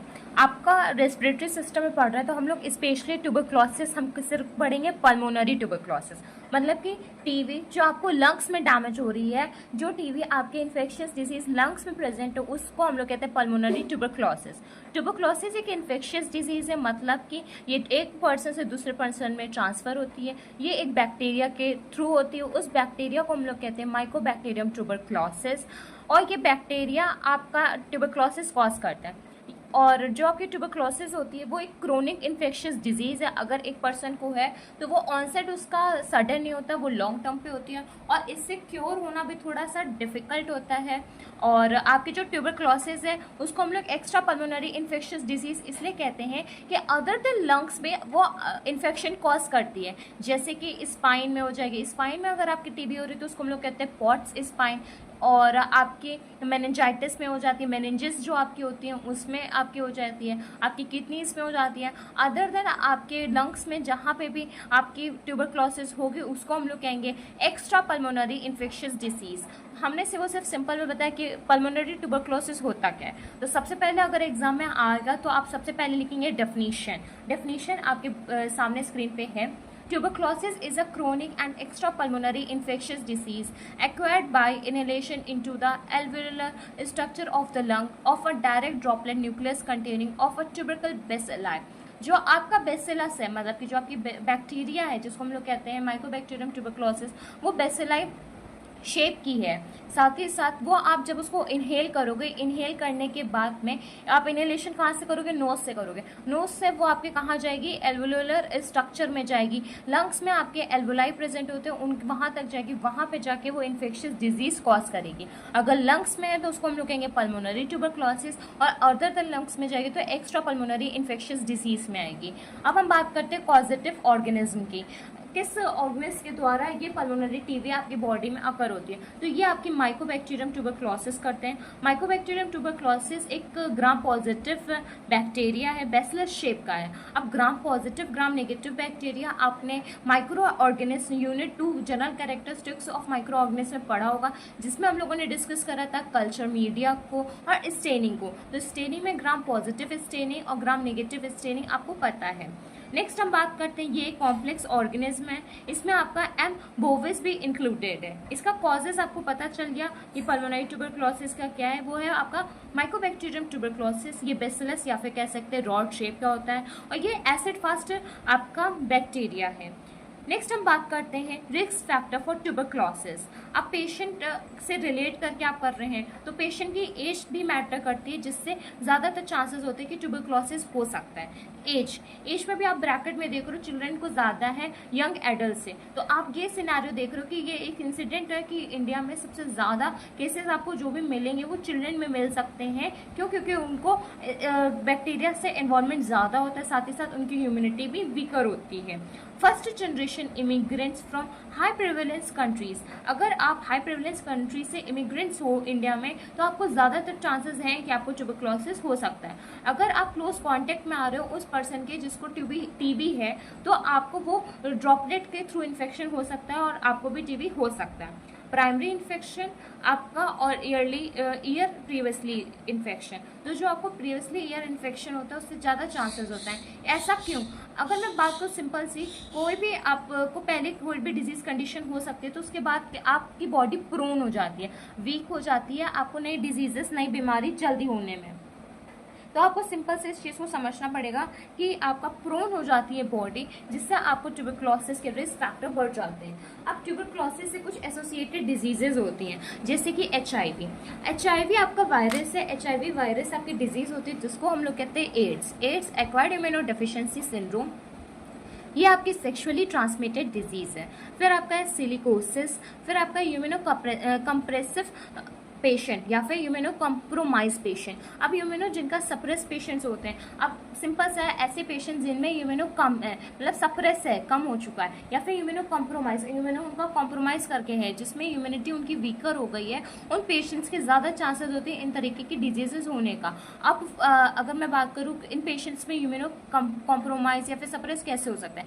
फॉर एग्जाम्पल एक पेशेंट को कैंसर के बाद उसको कीमोथेरेपी चली, कीमोथेरेपी से उसके बॉडी में एक सडन म्यूटेशन या फिर सडन चेंजेस आता है, जिससे वेट लॉस बहुत ही ज़्यादा मिलता है, पेशेंट को बहुत ही ज़्यादा वीकनेस होती है, पेशेंट का उस टाइम पे इम्यूनिटी भी वीक हो जाती है। फिर हम बात करते हैं नेक्स्ट पॉइंट की मेलिग्नेंसी की। अगर मैं बात करूँ मेलिग्नेंसी की, तो मेलिग्नेंसी एक मतलब मेलिग्नेंट आपका कैंसर है। अब कैंसर आपका 2 टाइप्स का आता है, एक होता है आपका बिनाइन, एक आपका होता है मेलिग्नेंट। जो आपका बिनाइन होता है, जहाँ पे भी आपका एक पार्ट हुआ है, फॉर एग्जाम्पल अगर आपकी बॉडी में एक पार्ट एक ऑर्गन हुआ है तो वहीं पे रहेगा। लेकिन जो आपका मेलिग्नेंट कैंसर होता है वो एक पार्ट से दूसरी पार्ट में ट्रांसफर होता है, ये आपका मेटास्टेसिस प्रोसेस भी शो करता है। नेक्स्ट एसोसिएटेड डिजीज क्या हो सकती है ट्यूबरक्लोसिस की वजह से, टाइप 1 डायबिटीज मेलाइटिस। तो टाइप 1 डायबिटीज मेलाइटिस आपको पता है कि क्रोनिक कंडीशन होती है और ये करेक्टराइज्ड रहती है आपकी, और ये आपके पेनक्रियाटिक डिसऑर्डर में भी आपने पढ़ी है। नेक्स्ट आपका है chronic renal failure, associated disease में आ रहा है। अब क्रोनिक रेनल फेलियर में आपको बहुत सारी कंडीशंस मिलेंगी, जैसे कि आपको पॉलीयूरिया मिल सकती है, ग्लोमेरुलाइटिस मिल सकती है, और आपको बहुत सारी ऐसी कंडीशंस मिलेंगी जो आपके रेनल फेलियर क्रोनिक कंडीशन, वही बात है क्रोनिक एक बहुत टाइम से है। रेनल फेलियर आपकी किडनी की फेल नहीं हो रही, तो किडनी का मेन फंक्शन क्या होता है एक्सक्रीशन में, फिल्ट्रेशन में, तो सबसे ज़्यादा प्रॉब्लम आपको उस चीज़ में फेस करनी होगी। नेक्स्ट आपका है जीआई डिसऑर्डर। अब जीआई डिसऑर्डर आपने देखा होगा, जो पर्सन को टीबी होता है, आपने टीबी चेस्ट वार्ड में वर्क करा होगा तो आपने ये ज़रूर नोटिस करा होगा, जिस पर्सन को भी टीबी होता है उसका वेट कितना ज़्यादा लॉस हो जाता है। क्यों? क्योंकि उनकी बॉडी में उतना न्यूट्रिशन सफिशिएंट अमाउंट में नहीं हो पाता, हम कह सकते हैं वो बॉडी उनकी माल न्यूट्रिशन हो जाती है, उनमें बहुत ज़्यादा अल्सर्स प्रेजेंट होते हैं, इन्फेक्शन होने की वजह से वो डाइजेशन प्रोसेस भी नहीं सही से हो पाता है, जिससे उनको जीआई डिसऑर्डर्स भी मिलते हैं। नेक्स्ट अदर फैक्टर्स की बात करूँ जो ट्यूबरक्लोसिस को प्रमोट करते हैं, जैसे कि पोवर्टी। अब ये पोवर्टी होता क्या है, आपने बहुत बार सुना भी होगा कि इंडिया में बहुत से फैमिलीज ऐसी भी हैं आज के समय में जो बिलो पोवर्टी लाइन आती हैं। बिलो पोवर्टी लाइन का मतलब ऐसा है कि वो अपने खान पान, अपने रहन सहन पे ध्यान नहीं दे सकते हैं, उनकी इनकम 10 रुपये और उनका खर्चा 100 रुपये का है, तो वो बिलो पोवर्टी लाइन आते हैं। अब इस कंडीशन में वो अपने आप को कैसे डील करेंगे, जब उनको एक वक्त का सही से खाना नहीं मिल रहा है तो वो अपने आप को क्या डाइट देंगे, अपने आप की क्या हाइजीन मेंटेन करेंगे, क्या अपने आप को सेफ्टी प्रोवाइड करेंगे, जिससे वो इस घातक डिजीज से अपने आप को सेव कर सकें। तो बिलो पॉवर्टी लाइन में आप अगर कभी भी पॉवर्टी आ रहा है तो उनके पास इकोनॉमिक प्रॉब्लम है, सोशल प्रॉब्लम है, तो वो इस डिजीज से नहीं कोप आउट कर पाते हैं। फिर आपका आता है एनवायरमेंटल कॉज। अब एनवायरमेंट क्या है, फॉर एग्जाम्पल एनवायरमेंट में हाइजीन नहीं हो रही है, ट्यूबरक्लोसिस पेशेंट को हम लोग समझा ही नहीं रहे हैं कि आपको ये प्रिकॉशंस मेंटेन करना है। अगर वो प्रिकॉशन ना मेंटेन करे और आपके सामने आके आपसे बात करे और उनको कफिंग भी होगी, उस टाइम कफिंग पे वो ड्रॉपलेट अगर आपको लग जाए और आपको तब डिजीज हो जाए, इससे बेहतर हमें एनवायरनमेंट में वो सारी चीज़ को अवेयरनेस करनी चाहिए। होमलेस पर्सन, अब पर्सन के पास कोई भी पर्सन जिसके पास होम नहीं है, जिसका घर नहीं है, उस कंडीशन में उसको ना जाने कौन कौन सी इन्फेक्शियस डिसीजेस हो सकती हैं। अब पर्सन होमलेस पर्सन है, वो उसको नहीं पता होगा ना उसको कौन सी बीमारी हुई है, और वो बीमारी कैसे, ना वो चेक करवा सकता है ना दवा करवा सकता है, लेकिन उसके कांटेक्ट में जितने भी पर्सन आए हैं उन सबको भी तो वो इन्फेक्शियस डिसीज होगी। नेक्स्ट है ड्रग यूजर्स और एडिक्ट्स। अगर मैं बात करूँ जो एडिक्शंस होता है, एडिक्शन बहुत ही बुरी चीज़ है। अगर आप किसी चीज़ के एडिक्टेड हो जाते हो तो शायद वो चीज़ को कोप आउट करना बहुत मुश्किल हो जाता है। फिर आपका आता है लो इकोनॉमिकल स्टेटस पेशेंट। अब जिस पेशेंट्स का इकोनॉमिक स्टेटस लो है तो वो कैसे डील करेगा। अब आप गवर्नमेंट हॉस्पिटल में जाते हो तो आपने ये ज़रूर देखा होगा वहाँ पे पेशेंट लंबी लंबी कतार में क्यों खड़े रहते हैं, क्यों? क्योंकि उनको इकोनॉमिक से प्रॉब्लम है, इसलिए वो गवर्नमेंट की लाइन में खड़े रहते हैं।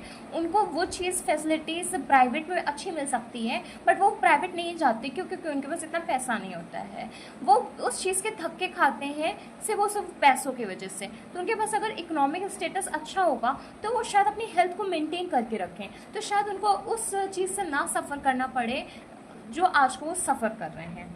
नेक्स्ट आता है आपका सोर्स ऑफ इन्फेक्शन। तो सोर्स ऑफ इन्फेक्शन आपके 2 सोर्सेज हैं, एक है आपका ड्रॉपलेट या फिर उसको कह सकते हैं ह्यूमन सोर्सेज, फिर आपका आता है बोवाइन सोर्स जिसको हम लोग कहते हैं इन्फेक्टेड मिल्क से होता है। तो आपके 2 सोर्सेज होते हैं, एक आपका ह्यूमन सोर्सेज है, एक आपका है बोवाइन सोर्स।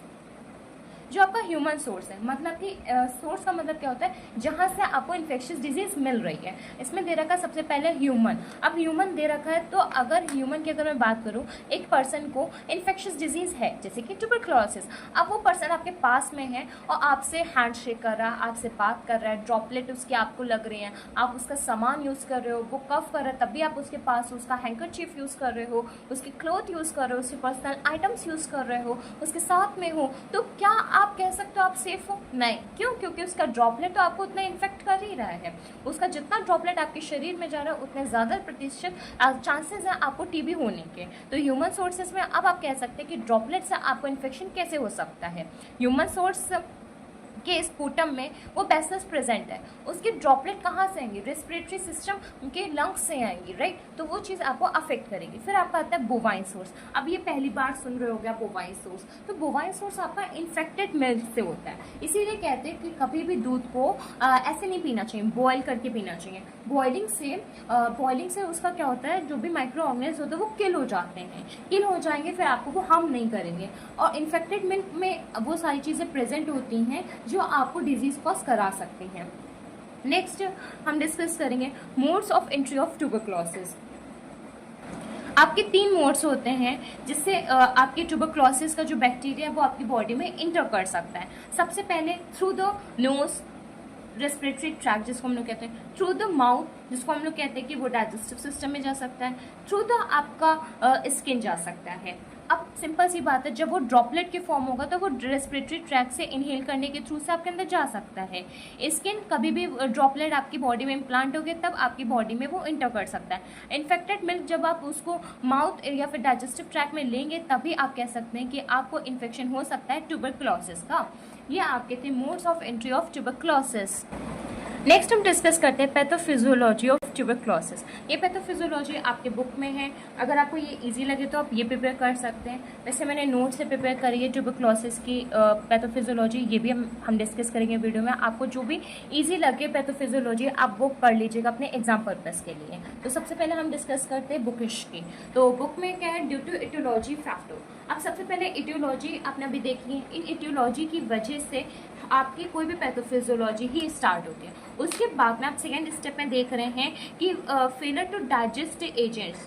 अब जो आपका एजेंट आ रहा है अब उसको आपने डाइजेस्ट नहीं कर पाया, मतलब कि जो बैक्टीरिया वो आपकी बॉडी में इंटर कर चुका है उसको आप ना रिमूव कर पाओ ना डाइजेस्ट करके रिमूव नहीं कर पाओ।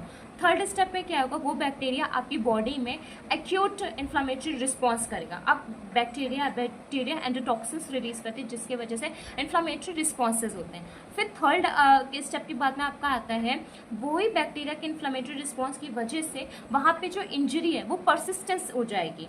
फिर आपके 2 कंडीशन डेवलप होती हैं जिससे आपका जो टी सेल होता है वो इम्यून रिस्पॉन्स के लिए वर्क करता है और जो आपका पुअरली डाइजेस्ट एजेंट है वो सिक्रीशन करता है। फॉर एग्जाम्पल आपकी बॉडी में बैक्टीरिया ने इंटर करा, ये आपके बैक्टीरिया है। अब बैक्टीरिया इंटर करे तो बैक्टीरिया अपना रोल करेगी और जो पर्सन है, पर्सन की जो भी बॉडी जो भी इम्यूनिटी है वो अपना वर्क करेगी। तो आप इस स्टेप में यही चीज़ को देख रहे हैं।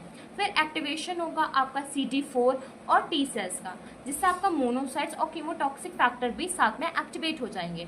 फिर इन सब की वजह से एक्यूमुलेशन होगा और आपका टिश्यू का मैक्रोफेजेस होगा। अब मैक्रोफेजेस आपके फिर से एक्टिवेट करेंगे आपके IFN अल्फा सेल्स को, इसकी वजह से ट्रांसफॉर्म्ड होगा एप्थिलॉइड सेल्स और गेन सेल्स का। एट लास्ट आपका होगा ग्रैनुलोमा। तो ये है पैथोफिजियोलॉजी ट्यूबरक्लोसिस की जो आपकी बुक में मेंशन है। मुझे पता है थोड़ी सी डिफिकल्ट लग रही होगी, बट अगर आपको इजी लगे तो आप इसको कवर अप कर सकते हैं। नेक्स्ट हम डिस्कस करते हैं नोट्स वाली। तो सबसे पहले आपके जो बैक्टीरिया है वो बैक्टीरिया इंटर करेगा आपकी बॉडी में, इंटर करने के बाद में क्या करेगा, इन्फेक्शन कॉज करेगा।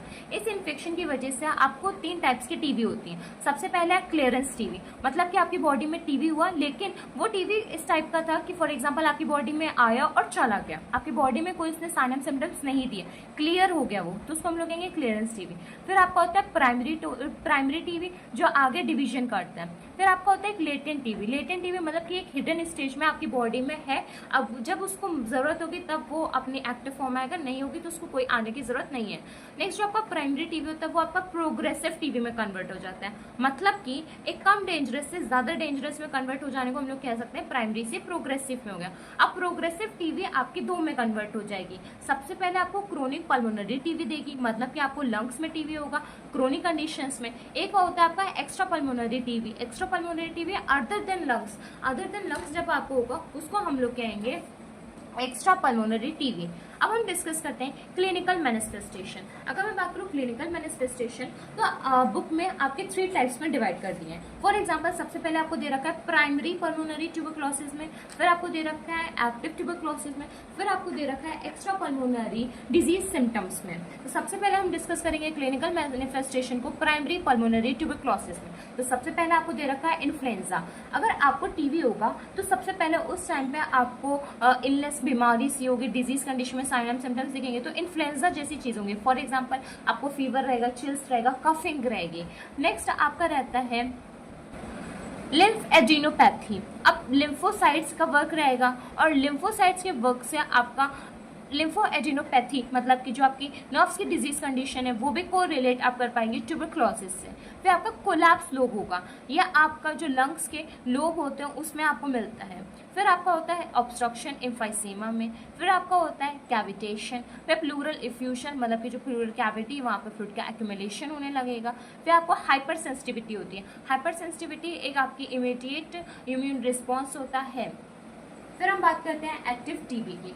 तो अगर कभी भी आपसे ट्यूबरक्लोसिस के सिम्टम्स पूछे जाए तो आप एक्टिव टीबी के बताइएगा, प्राइमरी पल्मोनरी ट्यूबरक्लोसिस के मत बताइएगा। और एग्जाम में भी कोशिश करिएगा कि प्राइमरी पल्मोनरी ट्यूबरक्लोसिस के सिम्टम्स को मत लिखिएगा, क्योंकि इसको हम लोग प्राइमरी स्टेज में रख रहे हैं। लेकिन टीबी तो आपका मेनली प्रोग्रेसिव मतलब ये एक एक्टिव स्टेज में होती है। तो जिस पर्सन को टीबी होगा वो फटीग फील करेगा, मतलब उसको थकान सी फील होगी। मलेस मतलब कि इसका होता है वो अनहैप्पी सैड सा रहेगा। एनोरेक्सिया उनको खाने पीने का भूख ना लगना, उनको खाने पीने की इच्छा नहीं होगी। जब वो खाना ही नहीं खाएंगे तो उनका बॉडी का वेट लॉस होगा। उनको फीवर रहेगा, वो भी लो ग्रेड का। नाइट में उनको बहुत ज़्यादा पसीना स्वेटिंग होगी, उनको बहुत ज़्यादा कफ होगा, कफिंग मतलब बहुत ज़्यादा उनको खांसी होगी, वो भी ड्राई कफ होगा। फिर उनका प्रोडक्टिव स्पूटम, उनका स्पूटम का प्रोडक्शन बहुत ही ज़्यादा होगा और उस स्पूटम के प्रोडक्शन से हम उसमें ड्रॉपलेट्स होंगे, इसलिए उनको हमें प्रिकॉशंस भी करने होंगे। फिर उनको हीमोपाइटिसिस होगा। हीमोपाइटिसिस का मतलब होगा जो उनका स्पूटम है उसमें ब्लड होगा। क्या होगा? ब्लड होगा। तो ये आप कहते हैं एक्टिव टीबी के क्लिनिकल मैनिफेस्टेशन। अब हम डिस्कस करेंगे एक्स्ट्रा पल्मोनरी टीबी में हमारे क्लिनिकल मैनिफेस्टेशन। अब इसमें हम डिस्कस करेंगे सिस्टम वाइज। तो सबसे पहले आपका गैस्ट्रोइंटेस्टाइनल सिस्टम में क्या होगा। तो अगर मैं बात करूँ जो आपका गैस्ट्रोइंटेस्टाइनल सिस्टम की, तो इसमें सबसे पहले तो एनोरेक्सिया मतलब कि आपको भूख नहीं लगेगी। जब आपको भूख नहीं लगेगी तो आपको वेट लॉस होगा।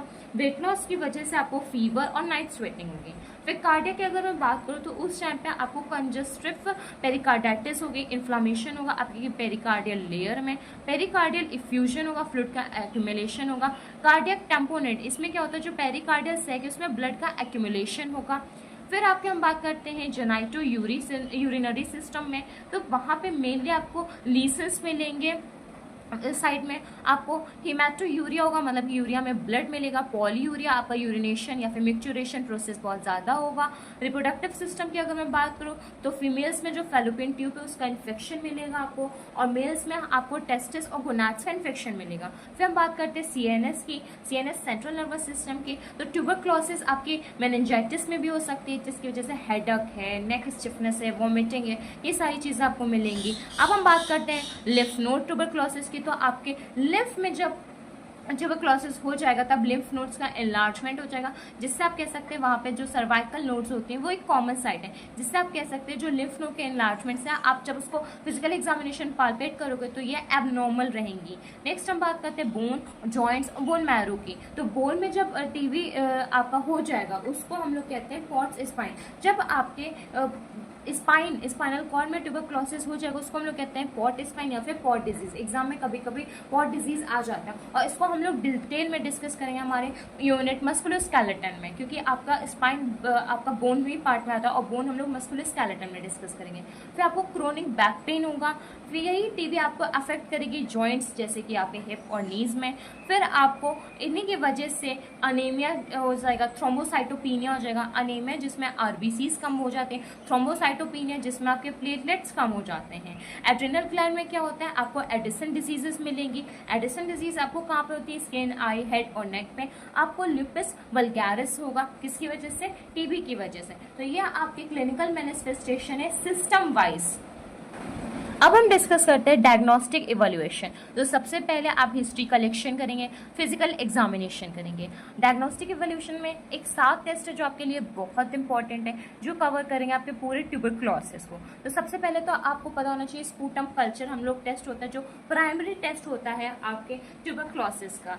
ये आपको टेस्ट पेशेंट के एक्टिव बताता है कि जो आपके माइकोबैक्टीरियम है वो एक्टिव स्टेज में है कि नहीं है, प्रेजेंट है कि नहीं है। ये चीज़ आपको स्पूटम कल्चर से क्लियर होती है। नेक्स्ट आपका एक इंपॉर्टेंट आता है प्लूरल नीडल बायोप्सी। इसमें हम लोग क्या करते हैं, नीडल की हेल्प से हम लोग प्लूरल का बायोप्सी मतलब कि एक स्मॉल टिश्यू को लेते हैं, जिससे हम लोग स्टडी करके कंडीशन देख पाते हैं ट्यूबरक्लोसिस की। फिर आपका होता है मैनटॉक्स टेस्ट। इसको हम लोग बहुत ही इंपॉर्टेंट टेस्ट मानते हैं ट्यूबरक्लोसिस का। इसका ट्यूबरकुलिन नाम से टेस्ट भी होता है। आपने अगर वार्ड में तो इस टेस्ट को करा भी होगा। इसमें क्या होता है, आप एक मेडिसिन आती है जिसको हम लोग कहते हैं PPPD। इसको हम लोग सबक्यूटेशनसली पेशेंट को देते हैं। मतलब कि आप पेशेंट को दोगे स्किन में जहाँ पे नर्व्स नहीं प्रेजेंट है, और वहाँ पे उसके बाद में चेक करोगे 24 आवर्स पे कि उसको 5 mm का वीन है कि उससे ज़्यादा है। अगर उससे ज़्यादा है तो उसकी कंडीशंस आपको क्लियर हो जाएगा कि उसको क्या है, ट्यूबरक्लोसिस है। फिर आपका इंपॉर्टेंट में आता है न्यूक्लिक एसिड एम्प्लीफिकेशन, जिसमें आप कह सकते हो कि बहुत सारे आप टेस्ट कराओगे।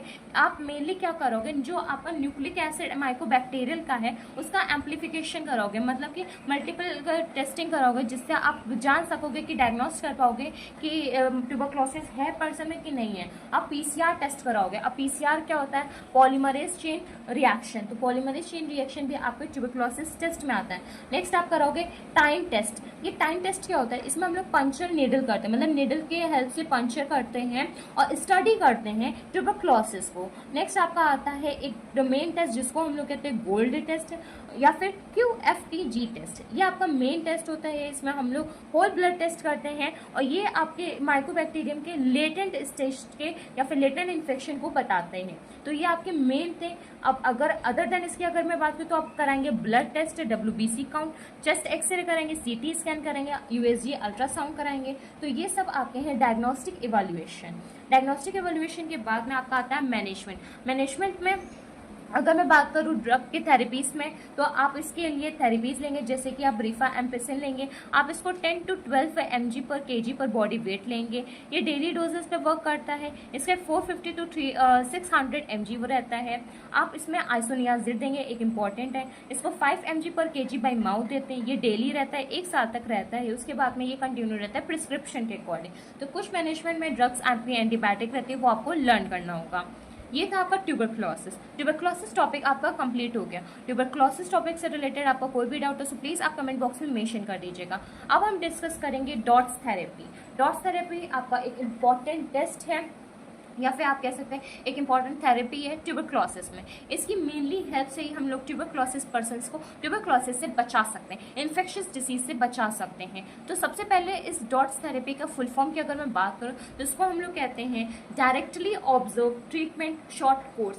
नाम से पता चला है जिस पर्सन को ट्यूबरक्लोसिस है उसमें हम लोग डायरेक्टली ऑब्जर्व करते हैं और हम लोग ट्रीटमेंट करते हैं ट्यूबरक्लोसिस से। ये शॉर्ट कोर्स है, इसमें इतना ज़्यादा टाइम टेकिंग नहीं है बाकी टेस्ट से, बाकी थेरेपी से, और इससे हम लोग पर्सन को सेव कर सकते हैं। डॉट्स थेरेपी आपकी मेनली स्ट्रैटेजी वर्क करती है। ये आपको इफेक्टिव मेडिसिन देती है जिससे पर्सन को हम लोग ट्रीट कर सकते हैं ट्यूबरक्लोसिस से। डॉट्स थेरेपी में आपके 2 फेजेस वर्क करते हैं। सबसे पहला फेज आपका है इंटेंसिव फेज, दूसरा आपका है कंटिन्यूएशन फेज। इंटेंसिव फेज की अगर मैं बात करूं तो इसमें हम लोग एक मेडिसिन देते हैं, एक एंटीबायोटिक देते हैं जो पर्सन को सॉलो करते हैं, मतलब सॉलो करवाते हैं। ये पर्सन को सॉलो करवाने के बाद में हम लोग पर्सन को वॉच और उसका टेस्ट करते रहेंगे। ये इंटेंसिव फेज है। इसका फर्स्ट स्टेज आता है आपका डॉट्स थेरेपी का। इसमें हम लोग ट्रीटमेंट अपने हेल्थ वर्कर्स और अदर ट्रीटेड पर्सन का ही करते हैं। इसमें आपका ये यूजुअली लास्ट रहता है 2 months का, इसलिए मैंने इसमें पेंसिल से लिखा। ये इंपॉर्टेंट भी है कि ये आपकी लास्ट रहती है 2 months का, और जो कंटिन्यूएशन है ये लास्ट रहती है 4 to 6 month का। अगर मैं बात करूँ कंटिन्यूएशन फेज की तो ये आपकी सेकेंड फेज आता है डॉट्स थेरेपी का। ये आपका लास्ट रहता है 4 to 6 month का। अब हम लोगों ने इंटेंसिव फेज में एक ही मेडिसिन को फॉलो करा रहे थे पर्सन को, लेकिन कंटिन्यूएशन फेज में हम लोग एक वीक तक, मतलब एक सप्ताह, एक हफ्ते तक मल्टी बस्टर कॉम्बी पैक देंगे। और ये आपका इंपॉर्टेंट है, इसलिए मैंने इसको हाईलाइट करा है। ये ड्रग को फॉलो कराएंगे पेशेंट को प्रेजेंस, मतलब कि आप कभी भी आप डॉट थेरेपी करोगे तो इस चीज़ में ध्यान दीजिएगा, आप पर्सन को जब भी मेडिसिन या फिर जब भी उसका ट्रीटमेंट करोगे तो वहाँ पे एक हेल्थ केयर वर्कर उसको ज़रूर चेक करेगा, उसको ज़रूर वॉच करेगा, उसका ज़रूर ट्रीटमेंट को ऑब्जर्व करेगा।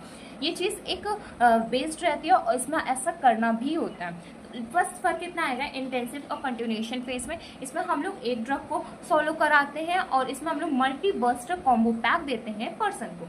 ये लास्ट रहता है आपका सेकेंड 2 मंथ तक, ये लास्ट रहता है आपका 4 से 6 मंथ तक।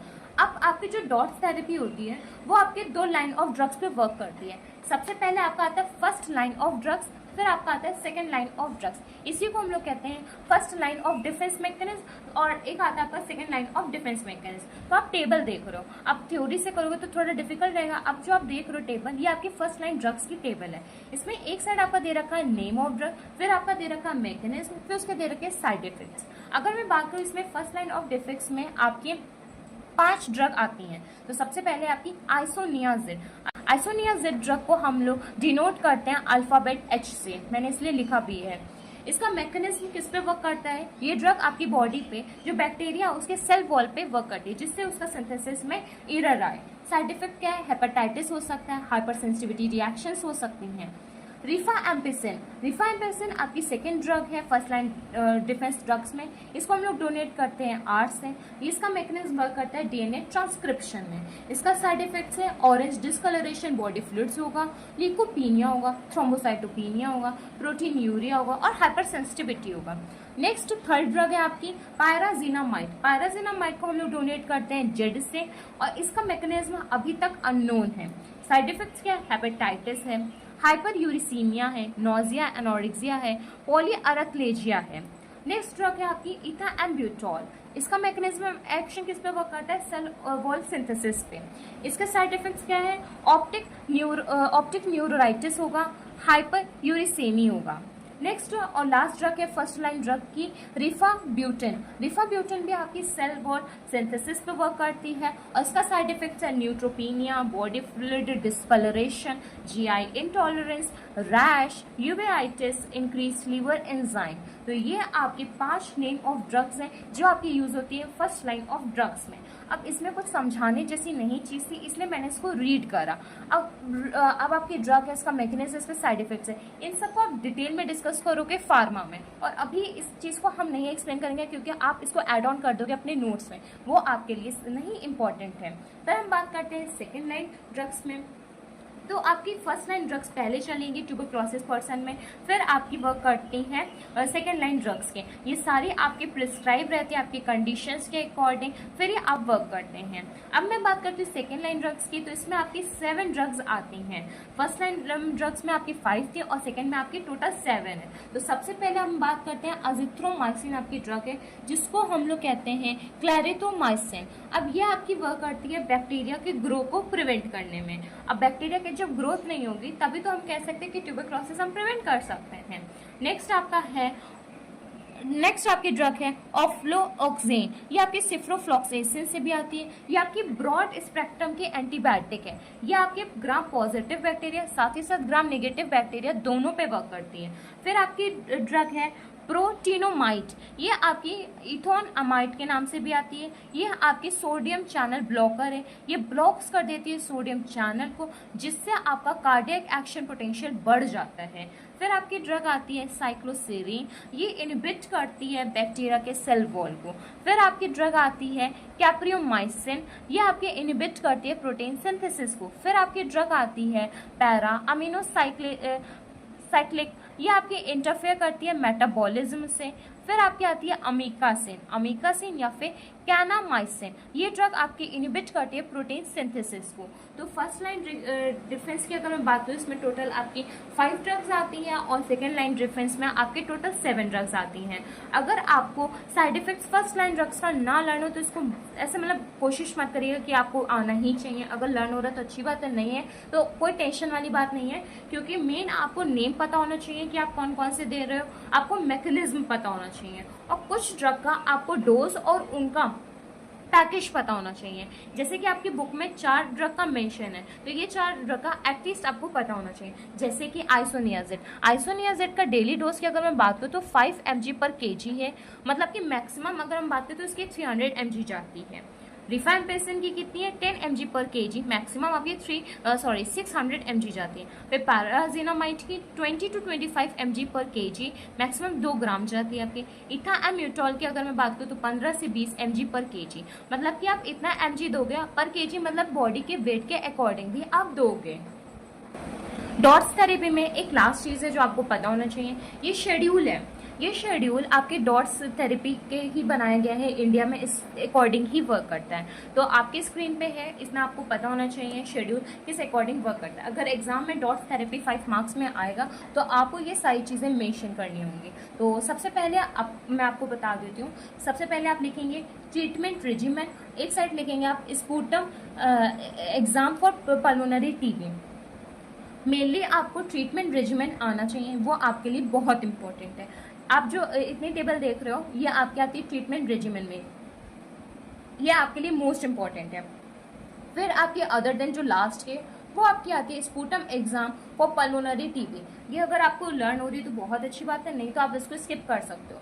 फॉर एग्जाम्पल अगर मैं बात करूँ डॉट्स थेरेपी में मेनली आप ट्रीटमेंट पे वर्क करो तो आपको ट्रीटमेंट रेजिमेन आना चाहिए।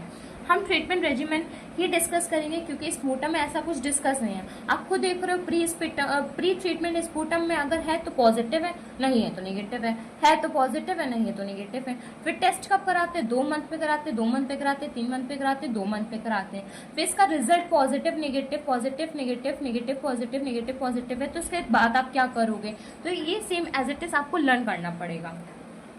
ट्रीटमेंट रेजिमेन आप जरूर लिखिएगा। ट्रीटमेंट रेजिमेन में सबसे पहले हम बात करते हैं, इसमें 3 कैटेगरीज होती हैं, कैटेगरी 1, कैटेगरी 2, कैटेगरी 3। कैटेगरी 1 में अगर मैं बात करूँ तो सबसे पहले हम लोग पेशेंट का स्पूटम चेक करते हैं। अगर स्पूटम उसका पॉजिटिव है तो हम कौन सी उसको ड्रग मेडिसिन देंगे जो कि आपके सामने है। अगर उसका नेगेटिव है तब कौन सी ड्रग देंगे।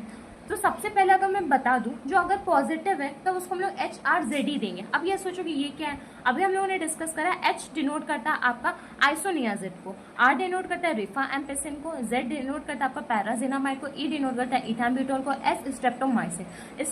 जो S स्ट्रेप्टोमाइसिन है वो आप आगे कैटेगरीज में देखोगे। तो अगर आपका पॉजिटिव है तो पेशेंट को आप ये ड्रग्स दोगे, और इसका देने का तरीका अगर रेजिमेंट लिखोगे तो इसका होता है कि आप ब्रैकेट के सफिक्स में 3 लिखोगे और अपर में इसके साथ में आप 2 लिखोगे। फिर वही चीज अगर नेगेटिव है तो आप उसको HR दोगे, मतलब कि आइसोनियाजिड और रिफाम्पिसिन दोगे, 3, 4। फिर अगर कैटेगरी 2 की हम बात कर रहे हैं, और फिर आप क्या करोगे, अगर आपका स्पूटम स्मेयर जो पॉजिटिव है वो रिलैप्स कर गया, मतलब वो फिर से आ गया, तो आप ड्रग कौन सी दोगे, हरीज दोगे, मतलब कि HRZES, आइसोनियाजिड, रिफाम्पिसिन, पैराजिनामाइड, इथाम्यूटोल और स्ट्रेप्टोमाइसिन। फिर से ब्रैकेट के बाद 3 और 2। अगर पॉजिटिव नहीं आया तो आपकी ये ड्रग चलेगी, मतलब कि HRZE, हर्जी, 3, 1। फिर अगर आपका नेगेटिव नहीं हो पाया, मतलब कि जो स्पूटम एयर है वो उसका पॉजिटिव ट्रीटमेंट नहीं हो पा रहा है, कोई डिफॉल्टेड है, तो आपका 5 हरी और 3 आएगा। कैटेगरी 3 की अगर मैं बात करूँ, नेगेटिव है बट कोई सीरियसली इल नहीं है, तो आप क्या उसको दोगे 2 HRZ3 ड्रग, मतलब कि आइसोनियाजिड, रिफाम्पिसिन, पैराजिनामाइड। फिर आपका अगर पॉजिटिव है और लेकिन एक्स्ट्रा आ रहा है तब तो आप उसको दोगे 4 HR3। तो कभी भी रेजिमेंट लिखिएगा तो सबसे पहले मैंने बताया कि आपको क्या लिखना है, कैटेगरी, फिर टाइप्स ऑफ पेशेंट लिखना है, फिर रेजिमेंट लिखना है।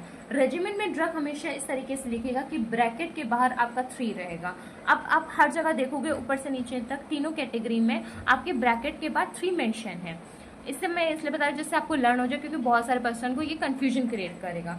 फिर आपको लर्न करना है कि कैटेगरी 1 में आपके 2, 4 रहेंगे, कैटेगरी आपकी जो 2 चलेगी उसमें आपका 2, 1, 5 रहेगा, फिर कैटेगरी 3 में आपका 2, 4 चलेगा। तो इस तरीके से आप कह सकते हैं ब्रैकेट के सफिक्स में 3 रहेगा, ब्रैकेट के बाहर में आपके इस तरीके से रहेंगे। कैटेगरी 1 की अगर मैं बात करूँ तो ये आपका रहता है स्पूटम स्मेयर आपका पॉजिटिव है, स्पूटम स्मेयर आपका कैसा है, नेगेटिव है।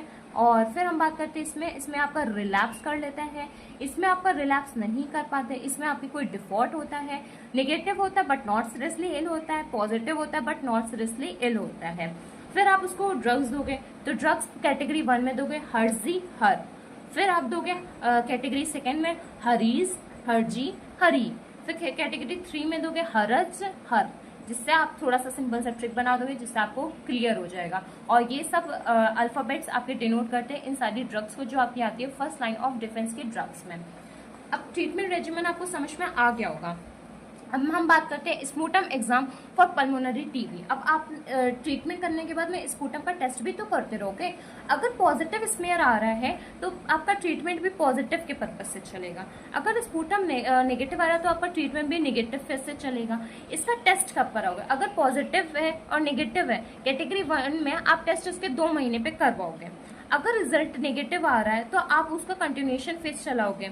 अगर पॉजिटिव आ रहा है तो आप इंटेंसिव फेज पे ही कंटिन्यू रखोगे। अगर नेगेटिव फेज है तो आपको कोई करने की जरूरत नहीं है। अगर पॉजिटिव है तो आप फिर से 1 मोर मंथ इसको कंटिन्यू करोगे, फिर से आप टेस्ट कराओगे स्पूटम का। फिर हम बात करते हैं कैटेगरी सेकेंड की। अगर कैटेगरी सेकेंड में आपको सिर्फ एक जगह होता है जो आपकी रिलैप्स करता है, रिलैप्स कर रहा है मतलब कि आपको फिर से बैक्टीरिया प्रेजेंट है, फिर से वो बैक्टीरिया रिलैप्स मतलब फिर से आ गया तो आपका पॉजिटिव रहेगा। इसका टेस्ट आपका 3 महीने में होता है। फिर से नेगेटिव है तो वही फेज आपका कंटिन्यूएशन फेज स्टार्ट हो जाएगा। अगर पॉजिटिव है तो आप इंटेंसिव फेज में ही कंटिन्यू रहोगे। फिर आपका आता है कैटेगरी 3। कैटेगरी 3 में आपका नेगेटिव रहता है। अगर नेगेटिव है तो आप इस पे कब वर्क करोगे, कब टेस्ट करोगे? 2 महीने पे। अगर नेगेटिव है तो आप स्टार्ट कर दोगे कंटिन्यूएशन फेज। अगर पॉजिटिव है तो पेशेंट को फिर से आप रखोगे उसी फेज में। तो ये थे आपका स्पूटम एग्जाम पल्मोनरी टीबी का। मेन ये आपका क्या है, ये आपका पूरा शेड्यूल है डॉट्स कीमोथेरेपी का, जिससे से इंडिया पे वर्क करता है। सबसे पहले आपका है चेस्ट इंजरी, दूसरा आपका है पल्मोनरी एम्बोलिज्म। चेस्ट इंजरी क्या है? आपके नाम से पता चल रहा होगा, ऐसी इंजरी जो आपकी चेस्ट या फिर थोरैक्स रीजन पे है, बस यही इसकी डेफिनेशन है। It is the injuries to the chest और थोरैक्स। अब इन सब के कॉजेज होते हैं तो इन सब के आपके 2 कॉजेज मिलेंगे, मतलब डिफरेंट टाइप्स में 2 कॉजेज को डिवाइडेड में मिलेंगे। सबसे पहले आपका है ब्लंट कॉज, फिर आपका है पेनिट्रेटिंग। तो ब्लंट कॉज में आपका आएगा जैसे कि आपका एक्सीडेंट हो गया व्हीकल से, फिर आपका पेडेस्ट्रियन एक्सीडेंट हो गया, आप गिर गए, फॉल हो गए, एजॉल्ट हो गया। एजॉल्ट का मतलब क्या होता है? इंटेंशनली हर्ट करना। अगर आप किसी को आप ब्लंट ऑब्जेक्ट से करोगे तब उसको इंजरी हो रही है। फिर क्रच इंजरी। क्रच इंजरी क्या होती है? ये सबसे पहले आपको पता होना चाहिए क्रचेस क्या होते हैं। जो पेशेंट सही से वॉक नहीं कर पाते हैं वो क्रचेस का यूज़ करते हैं। फिर आपका आएगा एक्सप्लोशन, कोई भी एक्सप्लोशन की वजह से आपको चेस्ट इंजरी हो सकती है।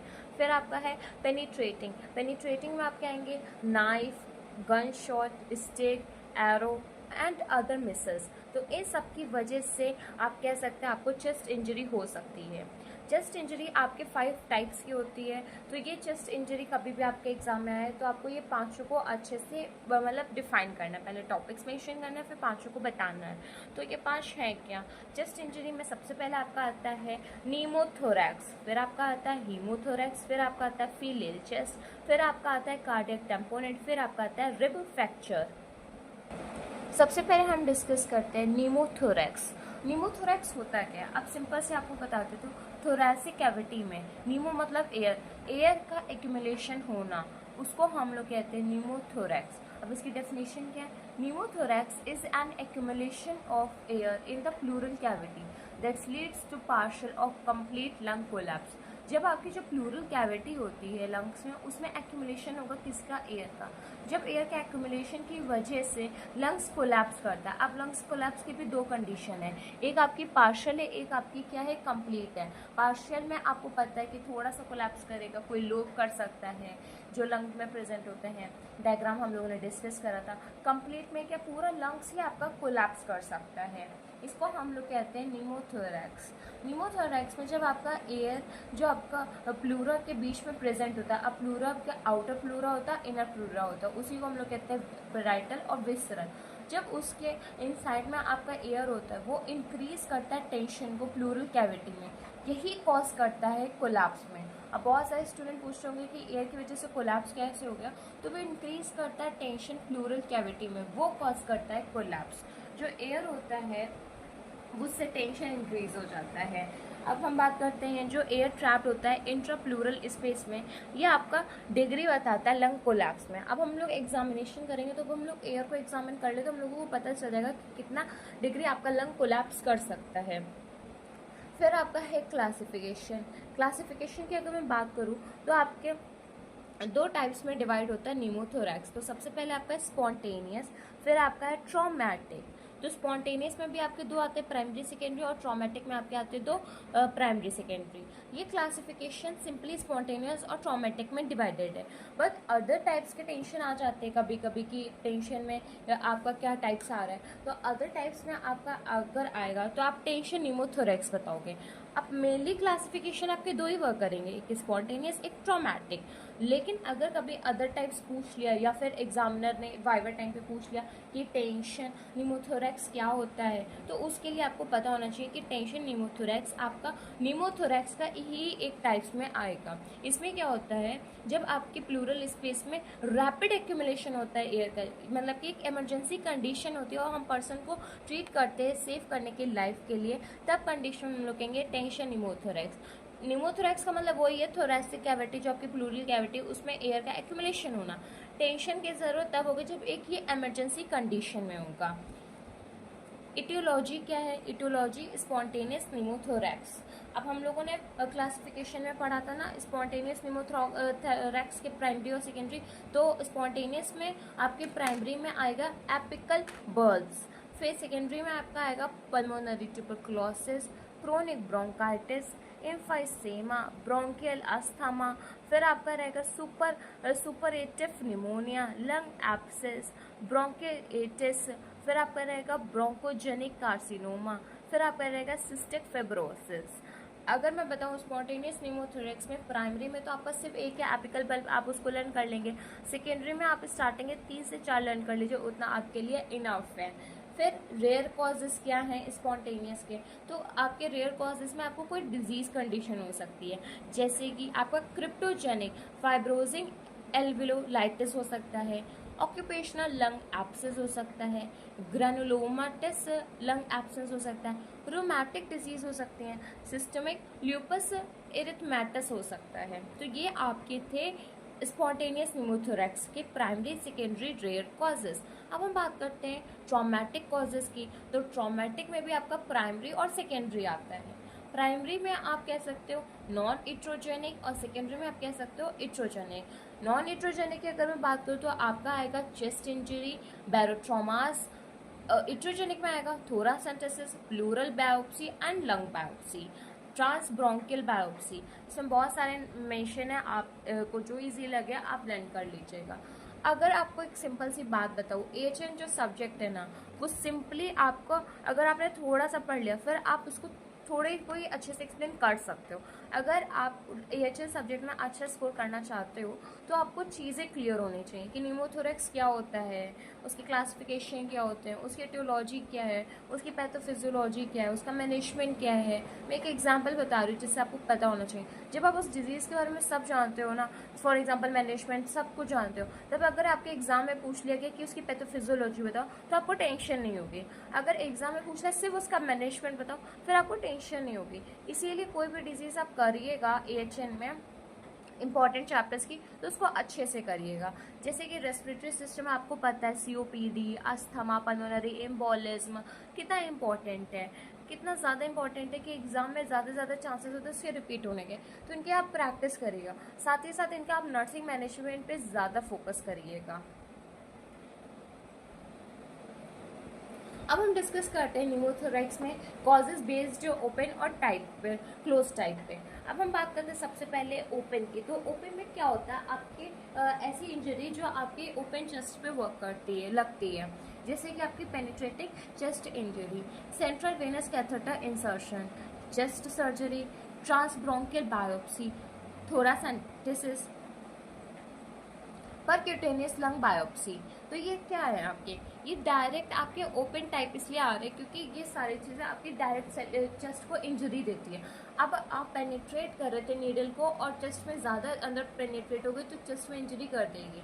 अब आप कैथेटर का इंसर्शन कर रहे थे, तो कैथेटर के इंसर्शन से आपने डायरेक्ट चेस्ट में इंजरी कर दी। आप चेस्ट की सर्जरी कर रहे थे, सर्जरी के वक्त आपने इंजरी कर दी। आप बायोप्सी कर रहे थे, बायोप्सी में भी आप नीडल से उसका निकालते हो ना, रिमूव करते हो ना टिश्यू, उसमें आपने इंजरी कर दी। थोरासेंटेसिस, जब आप प्लूरल फ्लूइड को रिमूव रिमूव कर रहे थे तब आपने कोई इंजरी कर दी। परक्यूटेनियसली लंग बायोप्सी, जब आप परक्यूटेनियस लंग बायोप्सी कर रहे थे, लंग का फिर से रिमूव कर रहे थे थोड़ा सा टिश्यू जिससे आप स्टडी कर सको, तब आपने उसको डायरेक्ट इंजरी कर दी। ये भी आपके क्या है, कॉजेज हैं जो आपके ओपन और क्लोज्ड में आते हैं। फिर आपका आता है क्लोज्ड कॉजेज। अब जैसे कि लंग क्लोज है, उसके अंदर कुछ भी हो रहा है जिसकी वजह से आपने कुछ भी इसमें रोल आपका नहीं हो सकता है, जैसे कि रिब फ्रैक्चर। अब अंदर लंग के अंदर ही रिब फ्रैक्चर हो गया, थोरैक्स मतलब बॉडी के अंदर ही हो गया, आपको नहीं पता, और बाद में आपको पता चला है कि जिससे आपको कॉजेस मतलब आपके उसमें नहीं था। फिर आपका है क्लेविकल फ्रैक्चर, फिर आपका है कंजनाइटल ब्लब रप्चर, फिर आपका है इनफाइसेमेटस ब्रूले रप्चर, फिर आपका है बैरोट्रॉन, फिर आपका है इरोसिव ट्यूबरकुलर और कैंसरस लीसन, फिर आपका है इंटेस्टाइनल लंग डिजीज, फिर आपका है टेंशन न्यूमोथोरैक्स। टेंशन न्यूमोथोरैक्स की बात करें तो इसमें आपका आता है मैकेनिकल वेंटिलेटर। अब हम डिस्कस करते हैं पैथोफिजियोलॉजी। Pathophysiology of pneumothorax. तो सबसे पहले आप लिखेंगे ड्यू टू इटियोलॉजिकल फैक्टर। इन सारी इटियोलॉजिकल फैक्टर की वजह से जो आपकी लंग्स की प्लूरल कैविटी है वो रप्चर हो जाएगी। रप्चर होने के बाद में फिर एयर इंटर करेगा आपकी प्लूरल कैविटी में। अब एयर इंटर होगा प्लूरल कैविटी में, एक्यूमुलेशन होगा एयर का, उसी को हम लोग कहते हैं न्यूमोथोरैक्स। आपको सिंपल लग रहा होगा कि कैसे कैसे कंडीशन है, तो आपको इस स्टेजेस पे क्लियर करनी जिससे आपको क्लियर है। फिर न्यूमोथोरैक्स में क्या होता है, एयर का एक्यूमुलेशन, उसके बाद में जो प्लूरल कैविटी है उसमें एलिवेशन होगा एयर का, फिर श्रिंकिंग होगा लंग का, एयर हंगर हो जाएगा, डिक्रीज हो जाएगा आपका पार्शियल प्रेशर ऑक्सीजन का, इंक्रीज हो जाएगा CO2 का। यही चीज़ डिक्रीज कर देगी ऑक्सीजन वाइटल ऑर्गन्स में, जिससे डेथ हो जाएगा। अब मैं आपको फिर से एक्सप्लेन कर देती हूँ थ्रू अ डायग्राम जिससे इजी रहे। ये आपका फॉर एग्जांपल हम लोग बनाते हैं, ये लंग्स है, रफली डायग्राम बना रही हूँ, डोंट लाफ। उसके बाद में ये आपकी क्या है, प्लूरल कैविटी, मैंने डबल लेयरिंग कर दी। अब इसमें यहाँ पे अब इसी को हम लोग यहाँ पे जूम कर देते हैं। अब ये आपके प्लूरल कैविटी थी, प्लूरल कैविटी के बाद में अब आपका क्या हो गया, रप्चर हो गया। अब यहाँ पे क्या हो गया, रप्चर हो गया। रप्चर होने के बाद बॉडी में हर जगह ऑक्सीजन ऑक्सीजन है। अब ऑक्सीजन है तो वो ऑक्सीजन आपके प्लूरल कैविटी में आएगा। अब यहाँ पे प्लूरल कैविटी में ऑक्सीजन क्या हो जाएगा, आपका एक्यूमुलेट हो जाएगा। अब ऑक्सीजन आपकी बॉडी उसमें लंग्स में एक्यूमुलेट होने लगा है और लंग्स श्रिंक करने लगे हैं और आपको ऑक्सीजन की ज़रूरत है उस टाइम पे, लेकिन आपका ऑक्सीजन कम हो रहा है। क्यों? क्योंकि जो लंग की एक्टिविटी है CO2 को बॉडी से बाहर भेजना और ऑक्सीजन को बॉडी में रखना, ये वर्क नहीं हो पा रहा है। तो ये क्या करेगा, ऑक्सीजन अंदर ले नहीं पाएगा और जो CO2 बॉडी का है वो अंदर बाहर नहीं कर पाएगा, जिसकी वजह से बॉडी में CO2 बढ़ जाएगा। मैं एक बार फिर से बोल देती हूँ, जो बॉडी है, बॉडी में मेन काम लंग्स का क्या होता है, लंग्स का काम होता है CO2 को बाहर से अंदर लेना और ऑक्सीजन को, मैंने ऑक्सीजन बनाया, CO2 को आपकी बॉडी से रिमूव आउट करना। लेकिन लंग की फंक्शनिंग सही नहीं चल रही है तो वो ऑक्सीजन को ना अंदर ले सकेगा और ना कार्बन डाइऑक्साइड को बाहर कर सकेगा, जिसकी वजह से आपका जो पार्शियल प्रेशर ऑक्सीजन का है वो डिक्रीज हो जाएगा और कार्बन डाइऑक्साइड का इंक्रीज हो जाएगा। जब आपकी बॉडी में ऑक्सीजन कम हो गया है तो बॉडी में ऑक्सीजन कम होने की वजह से तो आपके वाइटल ऑर्गन्स में भी ऑक्सीजन कम होगा, जिसकी वजह से वो डेथ कॉज करेंगे। तो ये थे आपके पैथोफिजियोलॉजी न्यूमोथोरैक्स की। इसकी बहुत सिंपल है, आपको समझ में भी आ गया होगा। फिर हम डिस्कस करते हैं क्लिनिकल मैनिफेस्टेशन। क्लिनिकल मैनिफेस्टेशन में आपको क्या मिलेगा, सबसे पहले तो आपको सडन शार्प प्लूरेटिक पेन मिलेगा, आपको मूवमेंट करोगे तब आप ब्रीथ करोगे या कफ करोगे, आपको एसिमेट्रिकल चेस्ट वॉल मूवमेंट मिलेगा। क्यों? क्योंकि आपका लंग्स कोलैप्स हो जाएगा। आपको ब्रीथ की शॉर्टनेस मिलेगी क्योंकि हाइपोक्सिया कंडीशन है, ऑक्सीजन नहीं है। साइनोसिस होगा, साइनोसिस मतलब कि ब्लूइश डिस्कलरेशन होगा बॉडी में, क्योंकि हाइपोक्सिया है, ऑक्सीजन नहीं है तो ब्लूइश डिस्कलरेशन आपकी बॉडी में मिलेगा आपको। रेस्पिरेटरी डिस्ट्रेस मिलेगा क्योंकि रेस्पिरेटरी में जो उसका मेन वर्क है ऑक्सीजन को बॉडी में लेना वो फुलफिल नहीं हो पा रहा है। फिर आपका डिक्रीज करेगा वोकल फिल्मेटाइटिस, जो आपका रिलेट करता है कोलैप्स के लंग्स से। आपकी ब्रीथ साउंड एब्सेंट हो जाएगी क्योंकि आपका लंग्स कोलैप्स कर रहा है। चेस्ट में रिजिडिटी होगी क्योंकि अफेक्टेड साइड है। ट्रैकीकार्डिया होगा, हाइपोक्सिया है। आपको ब्रीथ करने पे या फिर पाल्पेट करने पे क्रैकल साउंड भी मिलेगा। ये आपके क्लिनिकल मैनिफेस्टेशन है। टेंशन न्यूमोथोरैक्स के आपके सीवियर सिम्टम्स आते हैं, जैसे कि आपका कार्डियक आउटपुट डिक्रीज हो जाना, हाइपोटेंशन होना, ट्रैकीकार्डिया वो भी कंपनसेंट्री, फिर ट्रैकीकार्डिया आपका हाइपोक्सिया से एयर हंगर बन जाता है, आपका लंग कोलैप्स कर जाता है। ये आपके हैं टेंशन निमोथोरैक्स के। फिर हम डिस्कस करते हैं डायग्नोस्टिक इवोल्यूशन। डायग्नोस्टिक इवोल्यूशन में आपका आएगा chest X-ray, ABG, pulse oximetry, ECG, CT scan, MRI. ये सबको हम लोग डिटेल में कितनी बार डिस्कस कर चुके हैं, इसलिए मैंने सिर्फ इनका नाम लिया। अगर आपको डिटेल करना है तो आप पार्ट 1 वीडियो देखिए जिसमें हम लोगों ने हर एक टेस्ट को अच्छे से डिस्कस करा है। फिर आप मैनेजमेंट में क्या करेंगे, आप बेड रेस्ट कराएंगे पेशेंट को, जिससे जो उसका ऑक्सीजन का नीड है वो डिक्रीज हो जाए। मॉनिटर करते रहेंगे वाइटल साइंस। अब मॉनिटर वाइटल साइंस आपको एवरी 2 आवर्स पे करना है। एडमिनिस्टर करोगे ऑक्सीजन थेरेपी पर्सन को, फिर एडमिनिस्टर करोगे उसको मेडिकेशन, फिर आप दोगे पेन की मेडिकेशन, जिससे आप मॉनिटर भी करते रहो रेस्पिरेशन, क्योंकि पेन मेडिकेशन जो एनाल्जेसिक होती है वो कभी कभी रेस्पिरेशन पे भी अफेक्ट करती हैं। फिर हम डिस्कस करते हैं सर्जिकल मैनेजमेंट। सर्जिकल मैनेजमेंट में आप टेस्ट ट्यूब प्लेसमेंट कर सकते हैं। अब ये क्या होता है, हम लोग एक ट्यूब होता है, जैसे कि यूरिनरी कैथेटर देखा होगा आपने, एक ट्यूब होता है जिसको हम लोग अटैच कर देते हैं और यूरिन आपका एक बैग में स्टोर करते हैं। सेम ऐसे ही होता है, एक ट्यूब होता है जो आप चेस्ट से कनेक्ट कर देते हो उसको, और उसके बैग में आप एयर को क्या करते हो, रिमूव करते हो। नेक्स्ट क्या है, थोरैकोटोमी। अब ये थोरैकोटोमी क्या होता है, इसमें जो भी आपका जहाँ पे भी आपका कोलैप्स करने के चांसेस ज़्यादा होते हैं, फॉर एग्जांपल जहाँ पे एयर ज़्यादा है वहाँ पे आप इसको रिमूवल करोगे। आप करोगे प्लूरोरेक्टोमी। प्लूरोरेक्टोमी आपका प्लूरल कैविटी पे वर्क करेगा। टेंशन निमोथोरैक्स में आप इमीडिएट ट्रीटमेंट करोगे, क्यों, क्योंकि ये एक इमरजेंसी कंडीशन में होता है। अगर आप ऐसा नहीं करोगे तो पर्सन की डेथ भी हो जाएगी। इसमें आप लार्ज बोर नीडल का इंसर्शन करोगे प्लूरल स्पेस में, जिससे आप रिमूव करोगे एयर को।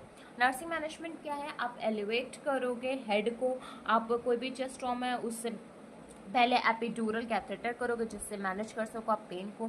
निमोथोरैक्स ट्रॉमा या फिर इसकी वजह से तो आप प्रोटेक्ट करोगे पेशेंट को। फिर क्लाइंट अगर टेंशन निमोथोरैक्स है तो इसका इनिशिएशन ट्रीटमेंट करना होगा, क्योंकि इमरजेंसी कंडीशन डेवलप होती है आपके निमोथोरैक्स में। फिर आपका क्या है, लिस्ट ऑफ नर्सिंग डायग्नोसिस है। लिस्ट ऑफ नर्सिंग डायग्नोसिस आपकी 4 मेंशन है, आप same as it is mention कर सकते हैं। सबसे पहले ineffective breathing pattern related to abdominal और thoracic pain, impaired gas exchange related to alveolar hypotension, acute pain related to trauma, activity intolerance related to decreased oxygen supply to tissue। Complication क्या आपका, निमोथोरैक्स में आपका कार्डियक आउटपुट डिक्रीज हो जाएगा, hypoxaemia हो जाएगा, मतलब कि ब्लड में ऑक्सीजन की कमी हो जाएगी, कार्डियक अरेस्ट हो जाएगा जिसमें कार्डियक की जो फंक्शनिंग है वो बंद हो जाएगी। नेक्स्ट आपका चेस्ट इंजरी आता है फेलियल चेस्ट। अब हम लोगों ने जो निमोथोरैक्स पढ़ा वो आपका एक इम्पॉर्टेंट है, एग्जाम में कभी कभी निमोथोरैक्स अलग से आ सकता है, लेकिन फेलियल चेस्ट आपका वेरी शॉर्ट में आएगा, इसके लिए इसको आपको डिटेल में करने की जरूरत नहीं है। मेन आपको ये पता होना चाहिए होता क्या, मेन डेफिनेशन, क्योंकि उसके बाद से आप खुद से ऐड ऑन कर सकते हैं। फेलियल चेस्ट होता क्या, ये आपका ब्लंट ट्रॉमा की वजह से होता है। अब ब्लंट ट्रॉमा भी हम लोग डिस्कस कर चुके हैं, आप उनको खुद से लिख सकते हैं।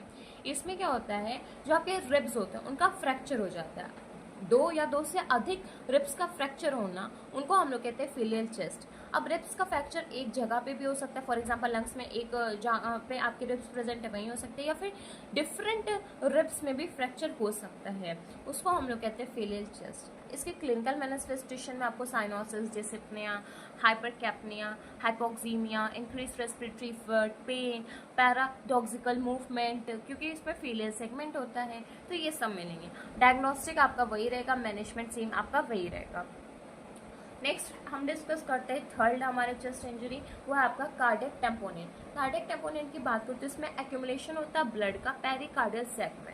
अब आपके लंग्स में जो पेरिकार्डियल सैक है उसमें आपका एक्यूमुलेशन होगा एयर का, उसी को हम लोग कहते हैं कार्डियक टेम्पोनेंट। ये भी आपका ब्लंट और आपके पेनिट्रेटिंग इंजरी से होता है, तो आपको कॉजेज तो पता ही होंगे। फॉर एग्जांपल अभी हम लोगों ने निमोथोरैक्स बहुत अच्छे से पढ़ा, तो फेलियल चेस्ट में आप ब्लंट ट्रॉमा के कॉजेज लिख देंगे, और कार्डियक टेम्पोनेंट में आप ब्लंट के साथ में पेनिट्रेटिंग के भी लिखेंगे। नेक्स्ट आपका क्लिनिकल मैनिफेस्टेशन। क्लिनिकल मैनिफेस्टेशन की अगर मैं बात करूँ तो इसमें आपको बहुत सारे सिम्टम्स मिलेंगे, जैसे कि आपको वेरिड सिम्टम्स मिलेंगे, जैसे कि आपका कौन सा ब्लड, कैसे आपका ब्लड का एक्यूमुलेशन हो रहा है उसकी स्पीड के अकॉर्डिंग। आपको चेस्ट में पेन होगा, हाइपोटेंशन होगा क्योंकि आपका ब्लड लो हो जाएगा, ब्लड प्रेशर। फिर आपका मफ्ड हार्ट साउंड्स मिलेंगे आपको, और आपको ट्रैकिकार्डिया होगा, साइनोसिस होगा, डायपोरेसिस, डिसिप्निया, रेस्टलेसनेस, डिसेंटेड नेक वेन्स होंगी और नैरो पल्स प्रेशर रहेगा, पैराडॉक्सियल पल्स रहेगी। और जब आपका टेम्पोनेट डेवलप हो जाता है तब आपको एसाइटिस या फिर एडेमा भी मिलता है आपके आर्म्स में। एडेमा मतलब कि फ्लूइड का बिल्डअप हो जाता है आपके आर्म्स, लेग और लीवर इनलार्जमेंट हो जाता है। क्लिनिकल मैनिफेस्टेशन कुछ बहुत डिफिकल्ट दे रखे होते हैं, कभी कभी कन्फ्यूजन हो जाता है। आप इजी से रखिएगा जिससे आपको कभी एग्जाम में कन्फ्यूजन ना हो।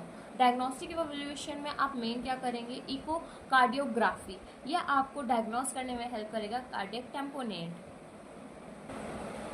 नेक्स्ट आपका चेस्ट इंजरी है रिब फ्रैक्चर।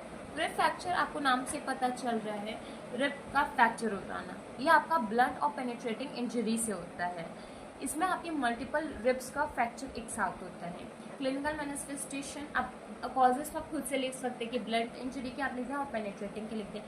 क्लिनिकल मैनिफेस्टेशन क्या है, आपको पेन होगा, टेंडरनेस होगा, इनअफेक्टिव वेंटिलेशन होगा और आपको अदर इंजरीज हो सकती है जैसे कि सॉफ्ट टिश्यू की इंजरी होगी, क्योंकि रिब्स का और रिब्स के आसपास भी इतना डैमेज हो जाता है। डायग्नोस्टिक इवैल्यूएशन में आप चेस्ट एक्सरे कराएंगे, एबीजी एनालिसिस कराएंगे।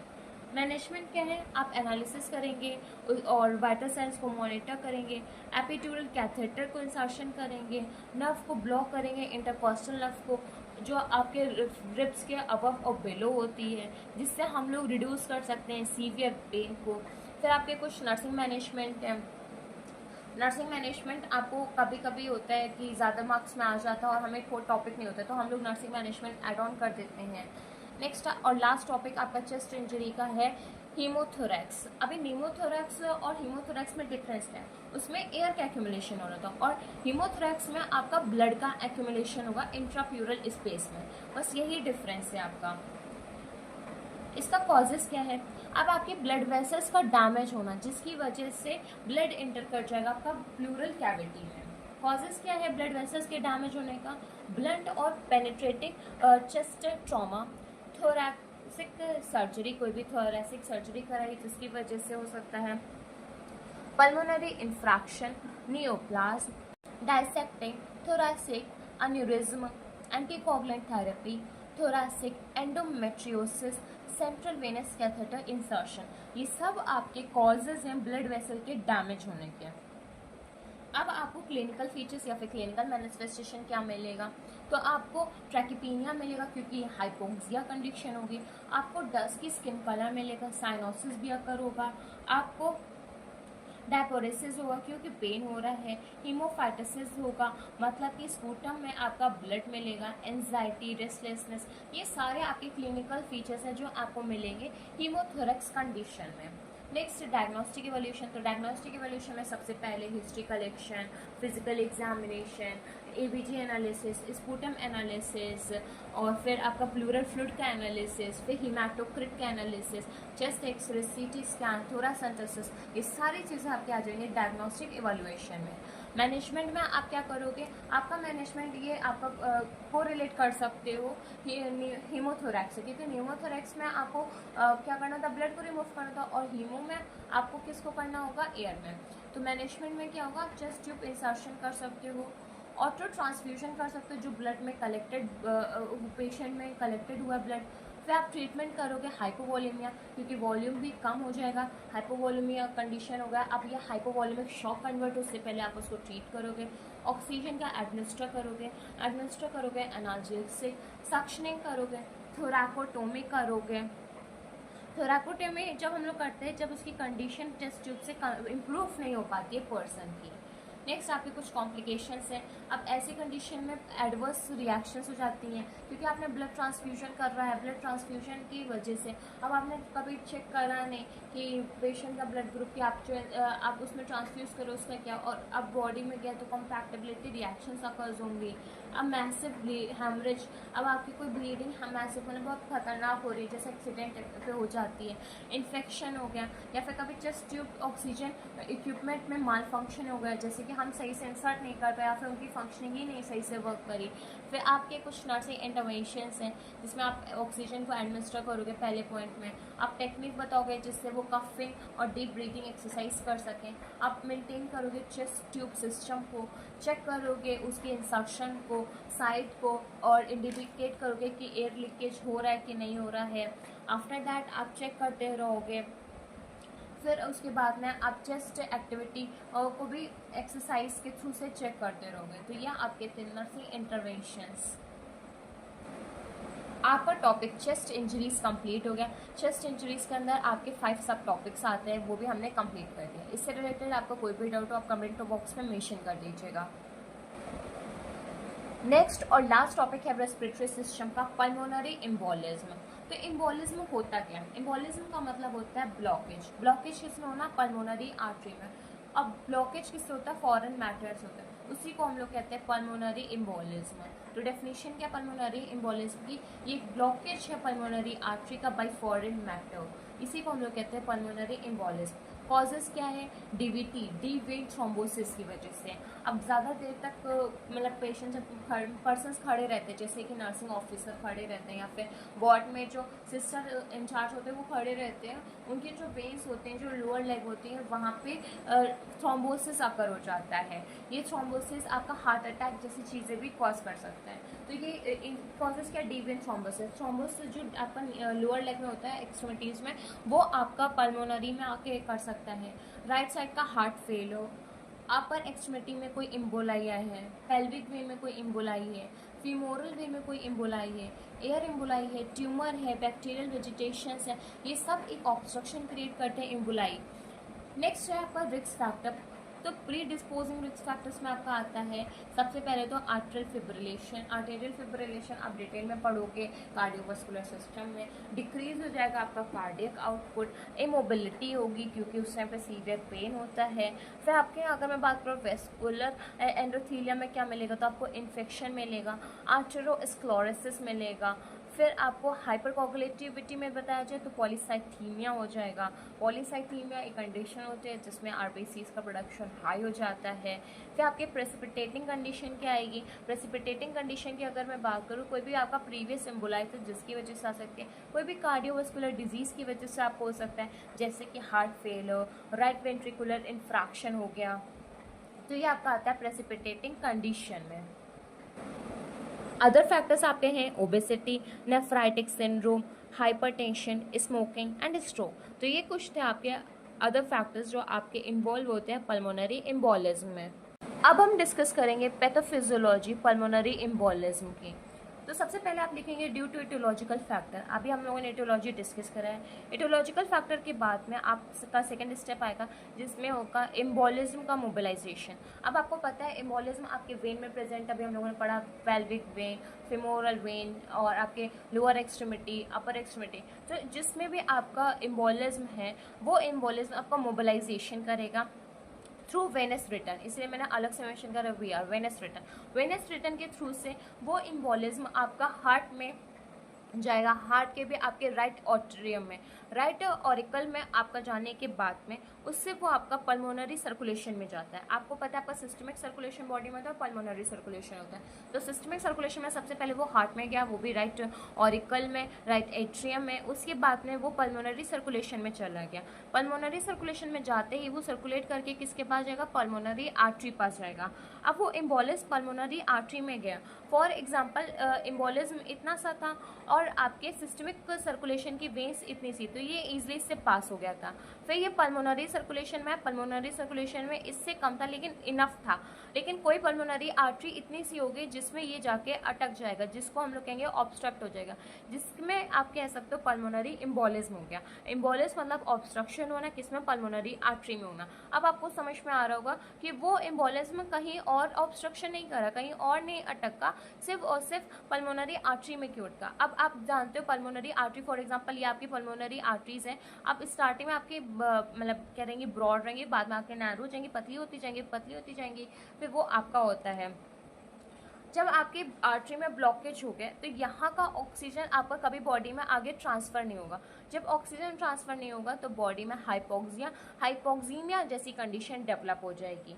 फिर आपको बॉडी में साइनोसिस अकर होगा, इसी को हम लोग कहते हैं पल्मोनरी एम्बोलिस। और ये पूरी आपकी है पैथोफिजियोलॉजी अब आपको समझ में आ गई होगी। अब हम डिस्कस करते हैं क्लिनिकल मैनिफेस्टेशन। तो सबसे पहले क्लिनिकल मैनिफेस्टेशन की बात करूँ तो आपको डिस्पनिया मिलेगा, मतलब कि डिफ़िकल्टी होगी ब्रीथिंग में। 90% केसेस में आपको यही मिलता है। आपको प्लूराइटिक चेस्ट पेन होगा और आपको क्या होगा, हीमैटोफाइसिस होगा, मतलब कि आपके स्पूटम में ब्लड होगा। आपको सिनकोप होगा, मतलब कि आप अनकॉन्शियस, मतलब कि आपका जो कॉन्शियसनेस लेवल है वो लॉस करोगे। ट्रैकीकार्डिया होगा, आपका हार्ट रेट कम हो जाएगा। और आपका ट्रैकीपीनिया, आपका रेस्पिरेशन का भी रहेगा। फिर आपका रहेगा फीवर होगा, हाइपोक्सीमिया होगा, कफ होगा, क्रैकल साउंड्स आपको मिलेंगे, शॉक डेवलप हो जाएगा और कभी कभी आपको क्रशिंग चेस्ट भी फील होगा। तो ये थे आपके क्लिनिकल मैनिफेस्टेशन। क्लिनिकल मैनिफेस्टेशन के बाद में आपके कुछ फीचर्स आते हैं जो आपके एक पल्मोनरी एम्बोलिज्म के मैसिव होते हैं। जैसे कि कभी कभी एग्जामिनर पूछ लेता है, आप कंपार्टमेंट सिंड्रोम पूछ लेते हैं जो आप मस्कुलोस्केलेटल सिस्टम में पढ़ेंगे।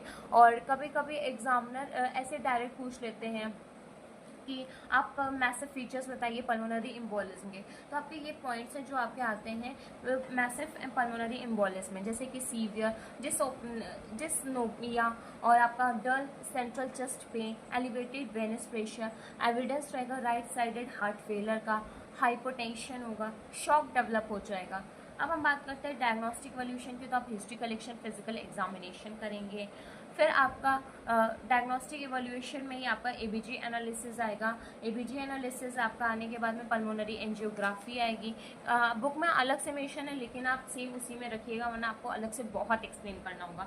डायग्नोस्टिक में आप लिखिएगा, सबसे पहले लिखिएगा history collection, physical examination, ABG analysis. फिर आप लिखिएगा डी डाइमर टेस्ट। अब ये डी डाइमर टेस्ट क्या होता है? डी डाइमर टेस्ट एक आपका ब्लड टेस्ट है, ये आपके प्रेजेंस को चेक करता है, प्रोटीन के फ्रेगमेंट को, उसी को हम लोग कहते हैं डी डाइमर। ये आपका तब प्रोड्यूस होता है जब बॉडी में क्लॉटिंग प्रेजेंट होती है, उसको डिसॉल्व करने के लिए।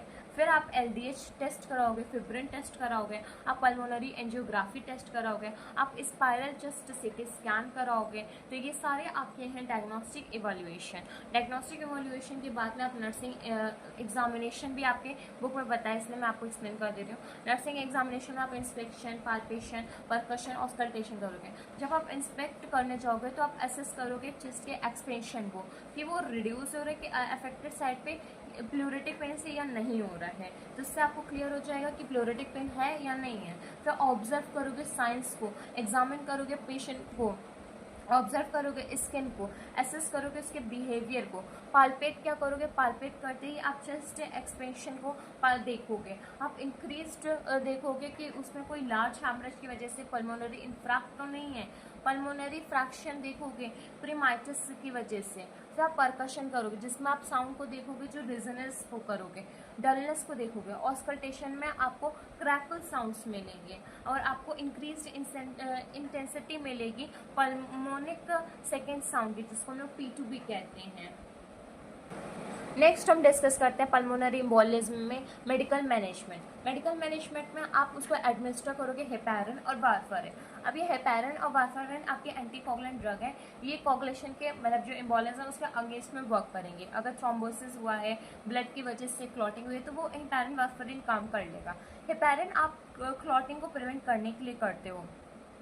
हेपराइनाइजेशन आपका कंटिन्यू रहता है 5 डेज तक।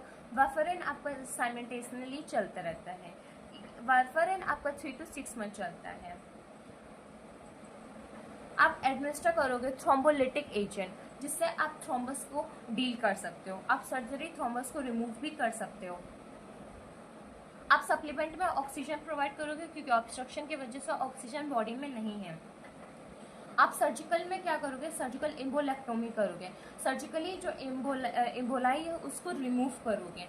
अब इसमें कॉम्प्लिकेशंस भी आ जाते हैं। कॉम्प्लिकेशंस क्या हैं? आपको टोटल ऑक्लूशन में भी फेटल होगा, पल्मोनरी इंफ्रैक्शन होगा, रेस्पिरेटरी फेलियर होगा, जो आपका राइट साइड का हार्ट फेल है वो हो सकता है लेकिन एक्यूट रहेगा आपका, और पल्मोनरी हाइपरटेंशन रहेगा। तो ये है आपके कॉम्प्लिकेशन। नेक्स्ट आपका है नर्सिंग मैनेजमेंट। नर्सिंग मैनेजमेंट क्या है, आप असेस करोगे, मेंटेन करोगे एयरवे को, कंसीडर करोगे अर्जेंट कोई रिफर की ज़रूरत तो नहीं है, इंटुबेशन की ज़रूरत नहीं है, आप ऑक्सीजन सेचुरेशन करते रहोगे, ऑक्सीजन का फ्लो देखते रहोगे, फिर आप उसको असिस्ट करोगे ब्रीदिंग से, ऑब्टेन करोगे उसके गैसेस को, जैसे कि पार्शियल प्रेशर ऑक्सीजन का, पार्शियल प्रेशर कार्बन डाइऑक्साइड का, फिर असिस्ट करोगे उसके रेस्पिरेटरी रेट को, फिर एग्जामिन करोगे रेस्पिरेटरी सिस्टम को, लिसन करोगे प्लोरेटिक रब को, फिर रिक्वेस्ट भी करते रहोगे कि वो चेस्ट एक्सरे नॉर्मल आए, लुक करोगे, उसको देखोगे। फिर ये सारी चीज़ें आपकी किस में आ जाती हैं, नर्सिंग मैनेजमेंट में आ जाती हैं। पल्मोनरी एम्बोलिज्म आपका कंप्लीट हो गया। मेनली आपका रेस्पिरेटरी सिस्टम कंप्लीट हो गया। रेस्पिरेटरी सिस्टम में हम लोगों ने डिस्कस कर रहा है 4 पार्ट्स वीडियो में, पार्ट 1, पार्ट 2, पार्ट 3, पार्ट 4। अब 4 पार्ट्स को वन शॉट करना बहुत मुश्किल था, क्योंकि ये बहुत ही बड़ी वीडियो, अगर हम लोग इसमें हर एक टॉपिक को नहीं डिस्कस करेंगे तो शायद वो 4 पार्ट में अगर हम लोग नहीं कवर अप कर सकते हैं। तो आप हर एक पार्ट को देखिएगा, अच्छे से नोट्स प्रिपेयर करिएगा। ईएमएस बुक पब्लिकेशन की बुक की पीडीएफ आपको टेलीग्राम चैनल पे मिल जाएगी। अगर आपका इससे रिलेटेड कोई भी डाउट हो तो प्लीज़ कमेंट बॉक्स में मेंशन कर दीजिएगा। अगर वीडियो अच्छी लगे तो प्लीज़ वीडियो को लाइक कर लीजिए, चैनल को सब्सक्राइब कर लीजिए। Thank you.